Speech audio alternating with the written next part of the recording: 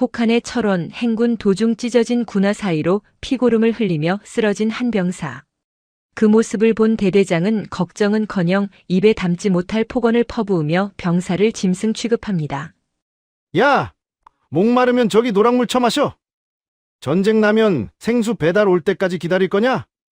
그 순간 행군 대열 구석에서 이를 지켜보던 한 아줌마의 눈빛이 서늘하게 돌변합니다. 그녀가 입고 있던 낡은 야전 상의의 지퍼를 내리자 번쩍이는 두 개의 별이 드러나는데, 최영도 대령, 박진석 중령. 니들이 병사들에게 먹인 그 썩은 주먹밥. 지금 당장 니들 입으로 쳐넣는다, 실시. 가짜 뉴스와 정치질로 매장당할 위기 속에서도 끝내 계급장을 뜯어내며 부패한 장군을 참교육한 전설의 사단장 이야기. 여러분, 오늘도 편안한 시간 보내고 계신가요? 오늘의 사이다 썰도 재미있게 감상하시고 내용이 마음에 드셨다면 구독과 좋아요 부탁드리겠습니다. 그럼 이야기 시작하겠습니다. 강원도 철원군 대성산 자락을 휘감는 바람은 칼날보다 날카로웠다. 체감 온도가 영하 30도에 육박하는 혹한의 밤이었다. 하늘에는 그 흔한 달빛조차 구름에 가려져 있었고 세상은 오직 어둠과 추위, 그리고 거친 숨소리만이 지배하고 있었다. 제3보 병사단 일명 백골부대 예하 모대대의 100km 전술 행군 3일차. 병사들의 군화가 얼어붙은 아스팔트 바닥을 긁는 소리가 처연하게 울려 퍼졌다. 처벅처벅처벅. 이미 이틀 밤을 꼬박 세우며 걸어온 병사들의 눈은 퀭하게 들어가 있었고 입 주변에는 하얀 성에가 수염처럼 달라붙어 있었다. 40kg에 달하는 완전 군장은 어깨를 짓누르다 못해 파고들고 있었고 감각이 없어진 발가락은 걸음을 옮길 때마다 깨진 유리 조각 위를 걷는 듯한 통증을 유발했다. 대열의 선두 따뜻한 히터바람이 새어나오는 지휘 차량 레토나 한 대가 병사들의 속도에 맞춰 천천히 굴러가고 있었다. 조수석 창문이 내려가더니 담배 연기와 함께 짜증 섞인 고함이 터져나왔다. 야, 이게 빠진 새끼들아. 다리가 부러졌어? 기어가는 군뱅이도 니들보단 빠르겠다. 대대장 박진석 중령이었다. 그는 창밖으로 고개를 내밀고 절뚝이며 걷는 소대원들을 향해 씹던 껌을 퇴뱉었다. 삼중대장, 너 중대원 관리 그따위로 할 거야? 간격 벌어지잖아. 오늘 안에 집결지 도착 못하면 니들 중대 전원 완전 군장으로 연병장 100바퀴 돌릴 줄 알아. 박중령의 눈은 광기로 번들거렸다. 그는 병사들의 상태나 체력 안배 따위는 안중에도 없었다. 오로지 상급 부대에 보고될 완주율과 도착 시간만이 그의 관심사였다. 병사들의 거친 숨소리가 단내가 되어 허공으로 흩어졌다. 지휘관이 자신들을 전우가 아닌 소모품, 아니 자신의 진급을 위한 점수판으로 보고 있다는 절망감이 군장의 무게보다 더 무겁게 그들을 짓눌렀다. 행군 대열이 잠시 숨을 고르기 위해 중간 집결지인 와수리 인근 폐교 운동장에 멈춰섰다. 전방에 10분간 휴식. 군장 내려. 중대장의 명령이 떨어지자 병사들은 비명조차 지르지 못하고 낙엽 더미 위로 쓰러지듯 주저앉았다. 살을 애는 추위가 땀에 젖은 전투복을 파고들었지만 움직일 힘조차 없었다. 그때 보급 트럭이 도착했다. 병사들의 눈에 생기가 돌았다. 따뜻한 국물이나 컵라면이라도 나올까 하는 기대감 때문이었다. 하지만 트럭에서 내려진 것은 김이 모락모락 나는 음식이 아니었다. 차갑게 식어 돌덩이처럼 굳어버린 주먹밥 덩어리들이 담긴 비닐봉투였다. 이게 다야? 선임 병장이 주먹밥을 받아들고 허탈하게 중얼거렸다. 비닐을 까자 코를 찌르는 시큼한 악취가 올라왔다. 쉰내였다. 만들어진 지 꽤 오래된 밥이거나 보관 상태가 엉망이었던 재료로 만든 것이 분명했다. 그냥 처먹어. 배고프면 똥도 맛있는 법이야. 행보관이 소리를 질렀다. 며칠을 굶주린 병사들은 그 쉰내 나는 주먹밥이라도 먹어야 살 수 있다는 생존 본능으로 언밥을 억지로 입안에 쑤셔 넣었다. 개중에는 상한 음식 냄새에 헛구역질을 하면서도 물로 억지로 삼키는 병사도 있었다. 운동장 구석, 어둠이 짙게 깔린 플라타너스 나무 아래. 검은색 롱패딩 위에 낡은 야전 상의를 걸치고 얼굴 전체를 검은색 방한면으로 칭칭 감은 한 사람이 서 있었다. 체구는 크지 않았지만 어둠 속에서도 형형하게 빛나는 눈빛으로 병사들의 참상을 지켜보고 있었다. 그 사람은 3, 4단에 새로 부임하기로 예정된 그러나 아직 취임식을 하지 않은 신임 사단장 민서연 소장이었다. 그녀는 내일 있을 취임식에 앞서 예하부대의 실태를 가장 날 것 그대로 확인하기 위해 군단이나 사단 참모들에게도 알리지 않고 홀로 자맹 감찰을 나온 것이었다. 민서연의 시선이 한 병사에게 머물렀다. 대열의 가장 끝에서 힘겹게 군화끈을 풀고 있는 김일병이었다. 김일병이 군화를 벗자 양말은 피와 고름으로 엉겨붙어 있었다. 군화 뒤축이 다 뜯어져 날카로운 플라스틱 심이 발 뒤꿈치를 파고든 탓이었다. 민서연은 주머니에서 핫팩 2개와 생수병을 꺼내 김일병에게 다가갔다. 괜찮나? 방안면 너머로 들리는 목소리는 낮고 차분했다. 김일병은 낯선 사람의 등장에 깜짝 놀라 엉거주춤 일어나려 했다. 앉아있어. 발 좀 보자. 민서연은 김일병을 앉히고 무릎을 꿇어 상처를 살폈다. 상태는 심각했다. 단순한 물집이 아니라 동상 초기 증세와 감염이 우려되는 열창이었다. 이 상태로 걷는 건 무리다. 앰뷸런스에 타야 해. 아닙니다. 탈 수 없습니다. 대대장님께서 나고자는 죽여버린다고 죄송합니다. 김일병은 두려움에 떨며 울먹였다. 민서연의 눈썹이 꿈틀했다. 그때 누군가 민서연의 등 뒤로 다가왔다. 거기 당신 뭐야? 누군데 내 병사들한테 얼쩡거려? 박진석 중령이었다. 그는 입에 담배를 문 채 짝다리를 짚고 민서연을 내려다보았다. 그는 민서연을 상급 부대에서 의례적으로 파견 나온 안전통제관이나 군단 감찰부 소속 영관급 장교 정도로 착각했다. 보통 대규모 훈련 때는 안전사고를 예방한답시고 귀찮은 잔소리를 하러 오는 참모들이 있었기 때문이다. 민서연은 천천히 몸을 일으켰다. 병사 상태가 심각합니다. 즉시 후송 조치하고 군화 교체해 주십시오. 동상으로 이어지면 발가락을 절단해야 할 수도 있습니다. 박진석은 콧방귀를 꼈다. 사단 의무대에서 나왔나 보네. 야, 이 아줌마야. 네가 의사면 다야? 여기 전장이야, 전장. 훈련 중에 이 정도 부상은 다 달고 사는 거라고. 어디서 감히 지휘관 통제에 간섭이야? 박진석은 민서연의 어깨를 가죽 장갑 낀 손으로 툭툭 밀쳤다. 아주 무례하고 모욕적인 손길이었다. 보아하니 소령 짬밥이나 먹었나 본데 나 대대장이야. 주제 파악하고 가서 보고서나 써. 괜히 분위기 흐리지 말고 썩 꺼지라고. 민서연의 눈빛이 차갑게 가라앉았다. 그녀는 박진석의 손을 뿌리치지 않고 그를 똑바로 응시했다. 지휘관이라. 병사를 사지로 모는 게 당신이 말하는 지휘인가? 뭐? 이 여자가 진짜. 박진석이 발끈하여 손을 치켜드는 순간 운동장 입구 쪽에서 헤드라이트 불빛이 번쩍였다. 흙먼지를 일으키며 검은색 코란도 승용차 한 대가 급정거했다. 차 문이 열리고 배가 불룩하게 튀어나온 사내가 내렸다. 연대장 최영도 대령이었다. 박중령, 뭐하고 있어? 애들 빨리 안 굴리고 노가리 까고 있나? 최영도는 손에 든 지휘봉을 탁탁 치며 다가왔다. 그의 뒤로 연대 주임원사와 보급관들이 굽실거리며 따라붙었다. 충성. 연대장님, 그게 아니라 사단에서 나온 참모 같은데 나고자 챙기라느니 훈수를 둬서 교육 좀 시키고 있었습니다. 박진석은 언제 그랬냐는 듯 비굴한 웃음을 지으며 최영도에게 달려가 아부를 떨었다.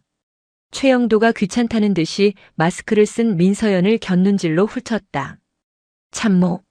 야, 당신. 어느 부대 소속이야? 군단 감찰이야? 사단 의무야? 우리가 알아서 할 테니까 차 타고 복귀해. 좋은 말로 할 때. 최영도는 상황을 파악하려 하지도 않고 대뜸 민서연을 하대했다. 그리곤 박진석에게 은밀한 눈빛을 보냈다. 박중령, 이번 보급품 건으로 대성유통 김 사장이랑 이야기 끝냈어. 남는 부식비로 이번 주말에 회식이나 거하게 하자고. 애들은 적당히 굴리다 복귀시켜. 어차피 소모품들이잖아. 다치면 갈아 끼우면 그만이고. 그들의 대화 소리는 작았지만 야전에서 잔뼈가 굵은 민서연의 청력에는 또렷하게 들려왔다. 부식비 횡령, 그리고 병사들을 소모품 취급하는 저 역겨운 태도. 모든 퍼즐이 맞춰졌다. 왜 병사들의 군화가 썩어 문드러졌는지, 왜 주먹밥에서 쉰내가 나는지. 이들은 군인이 아니었다. 군복을 입은 도둑놈들, 아니 국가의 기생충들이었다. 민서연은 깊은 숨을 내쉬었다. 더 이상 참을 이유도 정체를 숨길 이유도 없었다. 알아서 한다라. 민서연의 목소리가 톤을 달리했다. 더 이상 조언을 하는 참모의 목소리가 아니었다. 썩은 주먹밥을 먹이고 보급품을 빼돌려 회식비를 챙기는 게 당신들이 알아서 하는 방식인가? 민서연의 직설적인 비난에 최영도의 얼굴이 울그락불그락 달아올랐다. 그는 병사들 앞에서 자신의 치부가 드러난 것에 분노했다. 이게 진짜 돌았나? 야 헌병. 이 여자 당장 끌어내. 신원 확인해서 군사시설 무단 침입이랑 상관 모욕죄로 쳐넣어. 최영도가 고함을 질렀다. 지휘 차량 뒤에 대기하고 있던 헌병 하사관 2명이 머뭇거리며 다가왔다. 체포해. 뭐하고 있어? 헌병이 민서연의 양팔을 잡으려 했다. 그 순간 민서연의 움직임이 번개처럼 빨라졌다. 그녀는 왼쪽으로 파고드는 헌병의 손목을 가볍게 비틀어 제압하고 오른쪽 헌병의 중심을 무너뜨려 밀어냈다. 과하지 않으면서도 완벽한 제압이었다. 헌병들이 바닥에 나뒹굴자 최영도와 박진석이 입을 떡 벌렸다. 뭐야? 너 정체가 뭐야? 민서연은 대답 대신 천천히 손을 올려 쓰고 있던 검은색 방한면을 벗어내렸다. 가로등 불빛 아래 차가운 겨울바람을 맞으며 날카로운 눈매의 중년 여성의 얼굴이 드러났다. 세월의 흔적 속에서도 강인함이 묻어나는 얼굴이었다. 그리고 그녀는 입고 있던 야전 상의의 지퍼를 끝까지 내렸다. 지퍼 내려가는 소리가 유난히 크게 들렸다. 민서연이 상의를 양옆으로 젖히자 그 안에 입고 있던 칼주름이 잡힌 어급 전투복이 드러났다. 양쪽 옷깃에는 은색으로 빛나는 2개의 별이 박혀 있었다. 대한민국 육군 제3보 병사단장. 헉. 바닥에 넘어져 있던 헌병 하사가 비명을 지르며 엉덩이 걸음으로 물러났다. 박진석 중령은 물고 있던 담배를 바닥에 떨어뜨렸다. 최영도 대령의 눈동자가 지진이 난 듯 흔들렸다. 사단장님? 아직 부대에 정식 부임하지 않아 얼굴을 아는 사람이 거의 없었던 신임 사단장. 그녀가 취임식 전날 밤 예고도 없이 그것도 가장 비참한 현장에 나타난 것이다. 민서연은 얼어붙은 2 사람을 향해 뚜벅뚜벅 걸어갔다. 군화 소리가 그들의 심장을 짓밟는 듯 했다. 제3보 병사단장 민서연 소장이다. 그 한마디는 천둥보다 더 크게 그들의 귓가에 꽂혔다. 저 전원 동작 그만. 최영도의 입술이 파랗게 질려 달달 떨렸다. 머릿속이 하얗게 변했다. 감찰 장교인 줄 알았던 여자가 아줌마라고 불렀던 그 여자가 바로 자신의 목줄을 쥐고 있는 직속상관이라니. 뭐하고 있나? 경례 안 하나? 민서연의 호통이 떨어지자 얼어붙어 있던 병사들이 조건반사적으로 발을 구르며 경례를 붙였다. 백골. 사단장님께 대하여 경례. 수백 명 병사의 함성이 폐교 운동장을 울렸다. 백골.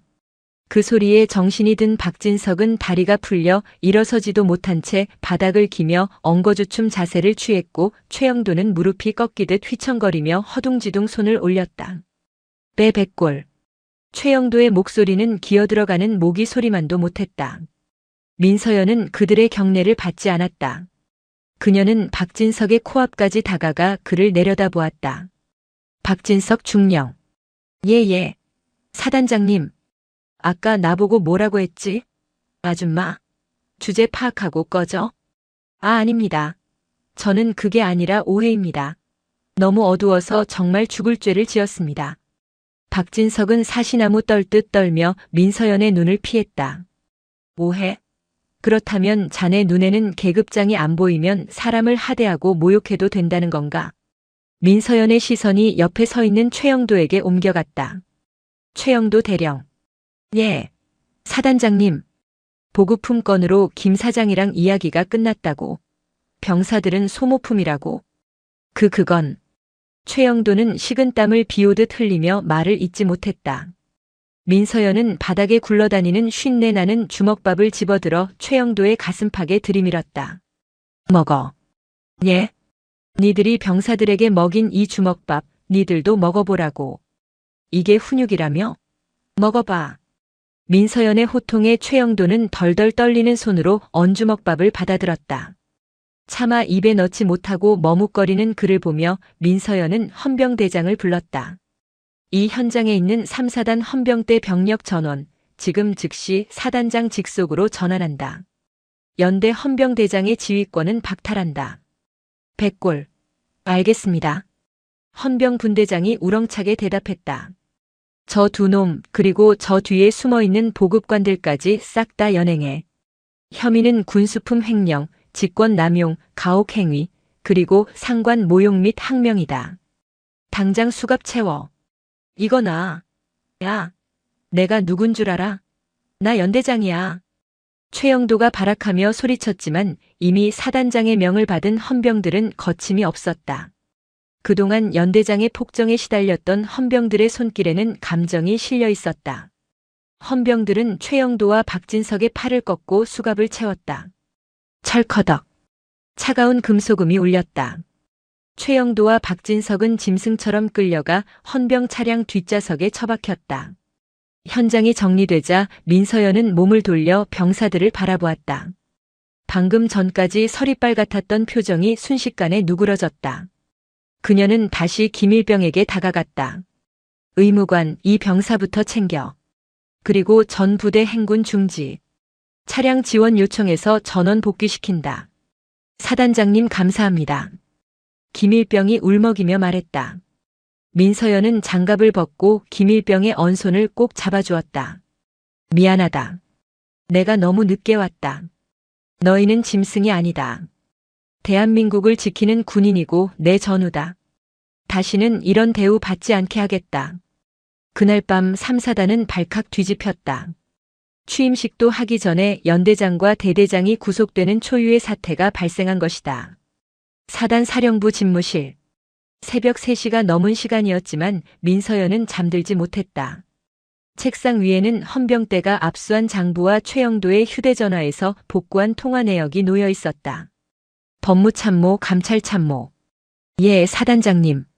최영도와 박진석에 대한 구속수사영장, 군사법원에 신청해. 그리고 내일날 박는 대로 연대 전체에 대한 고강도 감찰 착수한다. 부식, 피복, 유류, 공사계약건까지 지난 5년치 장부 싹 다 뒤져. 알겠습니다. 그런데 사단장님. 감찰참모가 조심스럽게 입을 열었다. 최영도 대령 지역 유지들과 유착 관계가 깊습니다. 특히 와수리 일대 상권을 쥐고 있는 대성유통 김대성 대표와는 호형오제 하는 사이입니다. 김대성은 군단장님과도 친분이 있다는 소문이 있습니다. 민서연의 눈이 매섭게 빛났다. 군단장? 네. 하동훈 5군단장님 말씀입니다. 최영도 대령이 평소 술자리에서 내 뒤에는 하 중장님이 계신다고 떠들고 다녔다는 증언이 있습니다. 하동훈 중장. 육사 선배이자 군내 사조직의 핵심 멤버. 민서연과는 생도 시절부터 악연이 있었다. 원칙주의자인 민서연과 달리 하동훈은 철저한 정치 군인이었다. 그때였다. 사단장실 직통 전화기가 요란하게 울렸다. 발신자 정보가 뜨지 않는 보안 회선이었다. 민서연은 직감적으로 전화를 건 사람이 누구인지 알 수 있었다. 통신보안. 제3보 병사단장 민서연 소장입니다. 허허, 민장군. 나야. 5군 단장. 잠은 좀 잤나? 수화기 너머로 들려온 목소리는 하동훈 중장이었다. 목소리는 부드러웠지만 그 안에 뱀 같은 교활함이 숨겨져 있었다. 충성. 안녕하십니까, 군단장님. 그래. 부임하자마자 아주 열정적이더구만. 최 대령 잡아넣었다며. 군수품 횡령 및 가혹행위 혐의가 명백하여 긴급 체포했습니다. 민장군. 일이 너무 시끄러워지는 거 아닌가? 최 대령 그 친구 실수한 건 맞지만 그래도 오랫동안 군에 헌신한 사람이야. 그리고 걔 내 직속 후배야. 알지? 하동훈이 본색을 드러내며 은근한 압박을 가해왔다. 군단장님, 이건 실수가 아니라 범죄입니다. 병사들 밥을 훔쳐먹고 썩은 군화를 신기는 게 헌신입니까? 어허, 이 사람이 융통성 없게. 왜 이러나? 자네 별 2개 달았다고 세상 다 가진 것 같지?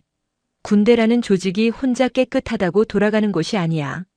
좋게 좋게 가자고. 최 대령은 징계위원회 회부에서 감봉 정도로 마무리하고 박충령은 전출 보내. 그게 서로 편한 길이야. 죄송하지만 그럴 수 없습니다. 저는 제 병사들을 지키는 게 제 임무라고 배웠습니다. 군의 명예는 비리를 덮는다고 지켜지는 게 아니라 썩은 살을 도려낼 때 지켜지는 겁니다. 민서연. 너 지금 내 명령 거역하는 거냐? 부당한 명령에는 복종할 수 없습니다. 그리고 최영도 대령 조사 과정에서 군단장님 조남이 거론된다면 그 또한 원칙대로 보고하겠습니다. 수화기 너머에서 거친 숨소리가 들려왔다. 잠시 후 하동훈이 낮고 섬뜩한 목소리로 말했다. 두고 보자고. 그 고집이 자네를 어디로 끌고 갈지 후회하게 될 거야. 아주 뼈저리게. 뚝. 전화가 끊겼다. 민서연은 수화기를 내려놓으며 입술을 깨물었다. 전쟁 선포였다. 이제 하동훈은 자신의 권력을 총동원해 민서연을 찍어 누르려 할 것이다. 민서연은 창밖을 보며 중얼거렸다. 올 테면 와봐라. 내 별은 니들처럼 더러운 뒷거래로 단 게 아니니까. 철원의 새벽 여명이 밝아오고 있었다. 하지만 민서연에게 닥쳐올 시련은 이제 막 시작되고 있었다. 상대는 군단장, 그리고 그와 결탁한 지역 토호 세력. 계란으로 바위치기일지 모른다. 하지만 민서연은 그 바위를 깨트릴 준비가 되어 있었다. 그녀는 백골이니까. 죽어서 백골이 되어서도 조국을 지킨다는 그 부대의 지휘관이니까. 다음 날 아침 3사단장 집무실. 밤사이 내린 눈이 연병장을 하얗게 덮고 있었지만 민서연의 책상 위는 새까만 아기로 뒤덮여 있었다. 정보참모, 이게 다 뭔가? 민서연이 태블릿 PC를 내던지듯 내려놓았다. 화면 속 유튜브 채널과 인터넷 커뮤니티는 역대급 갑질 사단장이라는 키워드로 도배가 되어 있었다. 충격 영상, 취임식도 안 한 신임 사단장, 훈련장 난입해 수갑 채워. 고성. 단독 3사단장 민서연 소장, 영하 20도의 연대장에게 주먹밥 던지며 인격 모독 논란. 영상은 교묘했다. 민서연이 병사들을 돌보던 장면은 잘려나갔다. 대신 그녀가 마스크를 벗어 던지며 소리를 지르는 장면, 최영도 대령의 가슴팍에 주먹밥을 들이밀며 먹어. 라고 강요하는 장면만 자극적으로 편집되어 반복 재생되고 있었다. 전후 사정을 모르는 대중의 반응은 싸늘했다. 별 달더니 눈에 뵈는 게 없나 보네. 깡패야 군인이야? 아직 정식 취임도 안 했다며? 지휘권도 없는데 와서 깽판 친 거임? 월권 아니냐? 추운 날 고생하는 연대장한테 히스테리 부리는 거 보소. 여자가 지휘관 하면 안 되는 이유. 최초 유포자는 군 내부자입니다. 당시 현장에 있던 연대 간부 중 한 명이 촬영해서 군대 읽어주는 남자라는 레카 유튜버에게 제보했습니다. 정훈 참모가 침통한 표정으로 보고했다. 월권이라 프레임을 아주 영리하게 짰군. 그때 비서실장이 인터폰을 눌렀다. 사단장님, 대성유통 김대성 대표가 면담을 요청했습니다. 지역 상생 협의회 건으로 긴급히 드릴 말씀이 있다고 합니다. 민서연의 눈매가 가늘어졌다. 썩은 주먹밥의 원흉. 제 발로 찾아왔다 이거지. 들여보내. 잠시 후 뻔뻔하게도 미소를 띠며 들어온 김대성은 소파에 다리를 꼬고 앉았다. 그는 탁자 위에 서류 봉투 하나를 툭 던졌다. 아이고, 우리 사단장님. 뉴스 보셨습니까? 여론이 아주 험악하던데. 민서연은 그를 싸늘하게 내려다보았다. 용건만 간단히 하시죠. 제가 최영도 대령이랑 형 동생 하는 사이인 건 아시죠? 이번 일 사단장님이 좀 과하셨어요.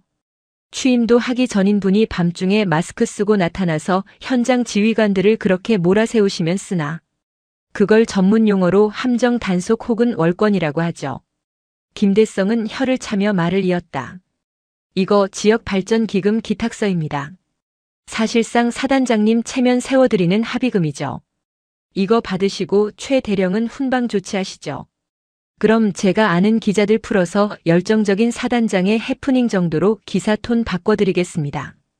돈으로 입을 막고 여론을 조작해주겠다는 노골적인 제안. 민서연은 헛웃음을 지었다. 하베? 당신들 눈엔 내가 협상 파트너로 보이나 보지.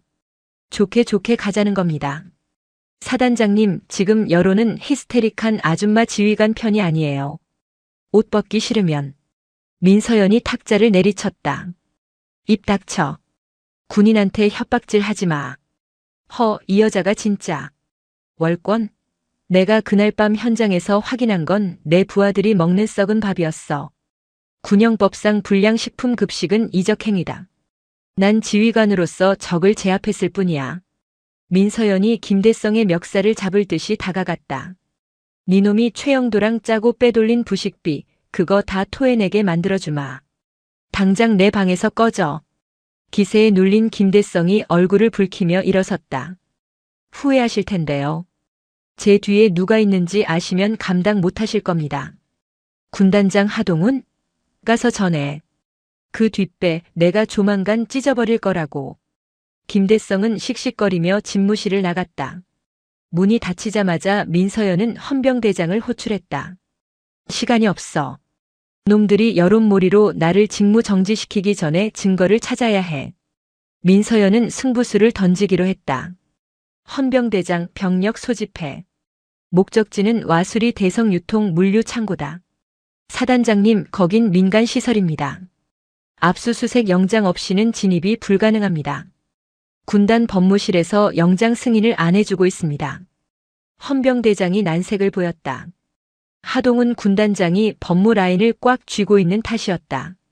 누가 수사하러 간대? 위생 검열하러 가는 거야. 예.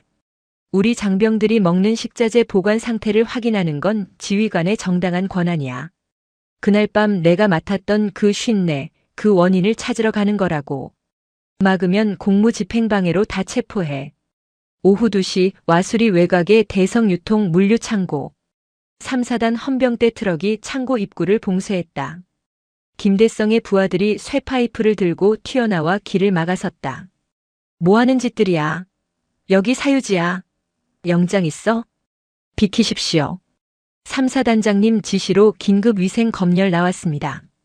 실랑이가 벌어지는 사이 전투복을 입은 민서연이 지휘봉을 들고 트럭에서 내렸다. 길터. 그녀의 한마디에 헌병들이 직원들을 밀어내고 바리케이트를 쳤다. 민서연은 곧장 창고 안으로 성큼성큼 걸어 들어갔다. 창고 안에는 국산 1등급 스티커가 붙은 박스들이 그럴듯하게 쌓여 있었다. 장부상으로는 문제 없습니다. 유통기한도 넉넉합니다. 군수참모가 고개를 갸웃거렸다.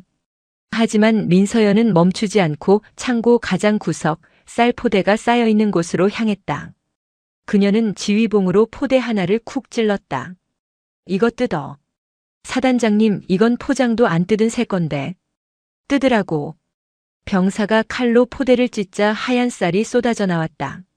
민서연은 쌀을 한 줌 쥐어 코에 갖다 댔다. 역시군. 무슨 문제라도 있습니까? 맡아봐. 묵은내. 민서연이 군수참모에게 쌀을 내밀었다. 그날 행군 때 주먹밥에서 나던 그 역겨운 냄새야. 겉포장만 햅쌀이고 내용물은 정부 비축미 묵은 거랑 섞어서 곰팡이 핀 쌀이야. 민서연의 눈빛이 번뜩였다. 그녀는 곧장 냉동 창고 쪽으로 걸음을 옮겼다. 직원이 급히 앞을 막아섰다. 저기는 지금 고장나서 수리 중입니다. 사장님 오시면 허락받고. 니네 사장? 아까 내 방에서 돈지랄하다가 쫓겨났어. 문 열어. 헌병이 직원을 제압하고 냉동 창고 문을 열었다. 문이 열리자마자 역한 비린내가 진동했다. 안쪽에는 유통기한 라벨이 덧붙여진 수입산 냉동 고기 박스들이 산더미처럼 쌓여 있었고 바닥에는 핏물이 고여 쥐가 파먹은 흔적까지 보였다. 세상에 이런 걸 우리 애들한테 먹였다고. 참모들이 경악했다. 민서연은 분노로 손을 떨며 카메라를 든 정훈 장교에게 지시했다. 하나도 빠짐없이 다 찍어. 이게 놈들이 말하는 관행의 실체다. 그 시각 창고 사무실에서는 김대성의 신복들이 서류를 파쇄기에 갈아넣고 있었다. 동작 그만. 싹 다 체포해. 헌병들이 들이닥쳐 그들을 제압했다. 민서연은 반쯤 갈려나간 장부를 집어들었다. XXX 부대 상납 리스트. 그리고 금고에서 발견된 USB. 찾았다. USB를 확인한 헌병 수사관이 사색이 되어 보고했다. 사단장님, 여기 군단장님, 사모님 명의 계좌로 매달 정기 입금된 내역이 있습니다. 최영도 대령뿐만 아니라 군단 참모들 이름도 줄줄이 나옵니다. 하동훈이 단순한 비호 세력이 아니라 이 카르텔의 몸통이라는 결정적 증거였다. 원본 확보해. 그리고 지금 즉시 사단 전 병력 영내 대기시켜. 놈들이 이 증거를 뺏으려고 무슨 짓을 할지 모른다. 경기도 포천 제5군단 사령부 본청. 가장 높은 층에 위치한 군단장 집무실은 거대한 포식자의 굴과 같았다. 하동훈 중장은 창가에 서서 내려다보고 있었다. 그의 등 뒤로 두꺼운 커튼이 드리워져 있었고 방 안에는 그가 피우는 최고급 시가 연기가 자욱하게 깔려 있었다. 책상 위에는 3사단장 민서연 소장이 와수리 대성유통 창고를 급습하여 이중 장부를 확보했다는 아주 불편한 보고서가 놓여 있었다. 보통의 지휘관이라면 자신의 비리가 담긴 장부가 넘어갔다는 사실에 당황하여 짐을 쌌을 것이다. 하지만 하동훈은 육사생도 시절부터 정치를 배웠고 야전보다는 골프장과 요정에서 진급을 만들어낸 정치 군인의 표상이었다. 그는 위기 속에서 당황하는 대신 상대가 저지른 절차적 실수를 찾아냈다. 법무참모, 감찰참모. 하동훈이 가라앉은 목소리로 입을 열었다. 소파에 앉아 눈치를 보던 두 대령이 벌떡 일어났다. 예, 군단장님. 3사단장 민서연 소장. 오늘 18시부로 직무정지 명령을 발령한다. 참모들이 놀란 눈으로 서로를 쳐다보았다. 아무리 군단장이라도 사단장의 직무를 명분 없이 정지시키는 것은 육군본부의 감찰을 부를 수 있는 위험한 도박이었다. 군단장님, 장부를 뺏긴 상황에서 직무정지는 오히려 저희가 수사를 방해한다는 인상을 줄 수 있습니다. 육본 법무실에서도 납득할 만한 확실한 명분이 필요합니다. 법무참모가 조심스럽게 직언했다. 하동훈은 천천히 몸을 돌려 그들을 바라보았다. 그의 눈빛은 먹이를 노리는 뱀처럼 차가웠다. 명분? 명분은 민서연이 스스로 만들어줬어. 하동훈은 책상 위 보고서의 한 구절을 손가락으로 톡톡 쳤다. 첫째, 민서연은 법원에서 발부한 적법한 압수수색 영장 없이 민간 시설인 대성유통창고에 무단 침입했다. 군 지휘관의 위생 검열 권한은 영내 시설에 한정된다. 민간 창고를 뜯고 들어간 건 명백한 주거 침입이자 직권 남용 권리 행사 방해야. 그는 시가를 재떨이에 비벼 껐다. 둘째, 민간인 직원들을 헌병을 동원해 강압적으로 제압하고 창고 문을 부수는 등 기물을 파손했다. 이건 특수재물 손괴에 해당한다. 셋째, 가장 중요한 건 이 과정에서 직속 상관인 나에게, 즉 군단의 어떠한 보고도 승인 요청도 하지 않았다는 점이다. 이는 군인 복무규율 위반이며 지휘 체계를 무시한 독단적 행위다. 법무참모의 눈이 커졌다. 하동훈은 비리의 본질이 아니라 수사의 절차를 공격하고 있었다. 하지만 군단장님, 확보된 장부의 비리 내용이 확실하다면. 이봐, 법무참모. 자네 로스쿨 나왔나? 독수독과 이론 몰라? 위법하게 수집된 증거는 재판에서 증거 능력이 없다. 민서연이 훔쳐온 그 장부. 재판정에 가면 그냥 휴지 조각이야. 민간인이 사유지에서 도둑맞은 물건일 뿐이라고. 이것이 군대, 아니 법치 국가의 가장 무서운 맹점이었다. 결과가 아무리 정의로워도 절차를 단 하나라도 어기면 오히려 범죄자가 되는 것. 하동훈은 그 점을 정확하게 파고들었다. 지금 즉시 군단 헌병대와 감찰팀을 3사단으로 급파해. 민서연을 직권 남용 피의자로 형사 입건하고 사단장 집무실을 폐쇄해. 모든 업무용 전자기기와 문서를 압수하고 민서연은 관사에 연금 조치해. 외부 접촉을 완전히 차단하란 말이야. 알겠습니다. 명령대로 하겠습니다. 참모들이 경례를 하고 나가려는데 하동훈이 그들을 불러 세웠다. 아, 그리고 정훈 공보 참모한테 전해. 여론전 준비하라고. 여론전이라면 그 마스크 영상 있잖아. 민서연이 취임 전날 밤에 마스크 쓰고 연대장한테 소리 지르는 거. 앞뒤 다 자르고 소리 지르는 것만 내보내. 타이틀은 이렇게 뽑아. 절차 무시하고 히스테리 부리는 독선적인 여장군, 민간인 사찰 의혹. 그 프레임으로 밀어붙여. 언론사 사회부장들한테는 내가 미리 소스 쳐놓을 테니까. 하동우는 의자 깊숙이 몸을 기대며 중얼거렸다. 민 소장, 칼춤은 끝났어. 이제 서류 뭉치에 깔려 질식해봐. 그날 저녁 7시 강원도 철원 3사단 사령부. 평화롭던 백골부대 본청의 5군단 헌병대의 요란한 사이렌 소리가 울려 퍼졌다. 헌병 작전 차량 5대가 본청 현관을 가로막았고 검은 가방을 든 군단 감찰관들이 로비로 들이닥쳤다. 무슨 일입니까? 여기는 사단 사령부입니다. 3사단 당직 사령이 막아섰지만 군단 헌병대장은 차갑게 그를 밀쳐냈다. 군단장님 명령이다. 길 비켜. 그들은 곧장 2층 사단장 집무실로 향했다. 문을 열고 들어가자 민서연 소장은 확보한 장부의 내용을 분석하고 있었다. 그녀는 난입한 불청객들을 보고도 눈 하나 깜짝하지 않았다.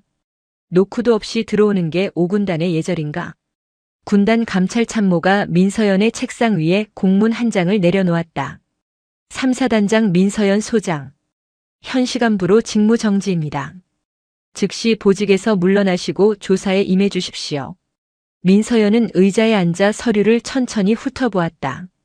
혐의 민간시설 무단 침입, 직권 남용, 군 품위 유지 위반, 지휘 체계 문란.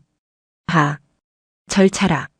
썩은 밥을 먹는 병사들을 구하기 위해 뛰어든 행동이 너희들에게는 그저 품위 위반일 뿐이군. 민서연은 쓴웃음을 지으며 자리에서 일어났다.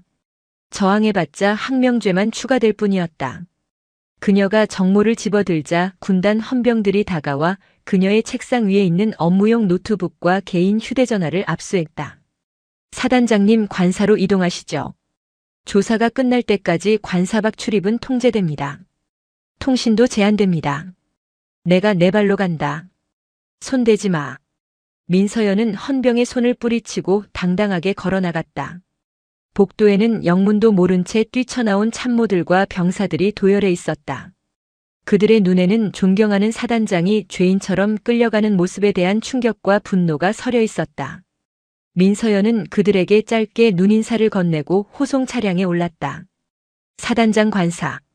겉보기엔 번듯한 단독주택이었지만 전화선이 끊기고 인터넷이 차단된 그곳은 이제 감옥이나 다름없었다. 관사 정문과 후문에는 군단 헌병들이 24시간 보초를 섰고 창문 밖으로는 적막한 어둠만이 깔려 있었다. 밤 10시. 초인종이 울렸다. 민서연이 문을 열어주지 않았지만 그들은 마스터키를 이용해 들어왔다. 5군단 법무참모였다. 그는 서류 가방을 들고 거실 소파에 앉았다. 조사받으셔야 합니다, 소장님. 여기서 하지. 차는 없네. 민서연은 맞은편 소파에 앉아 팔짱을 꼈다. 법무참모는 서류 뭉치를 꺼내놓으며 목소리를 낮췄다.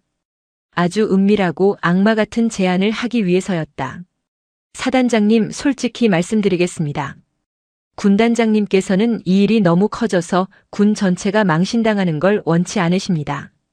사단장님이 모든 혐의를 인정하고 의원 면직하시면 형사고발은 취하하고 명예로운 전역으로 포장해 주시겠답니다. 그래서 가장 중요한 군인연금, 그거 지켜주시겠답니다.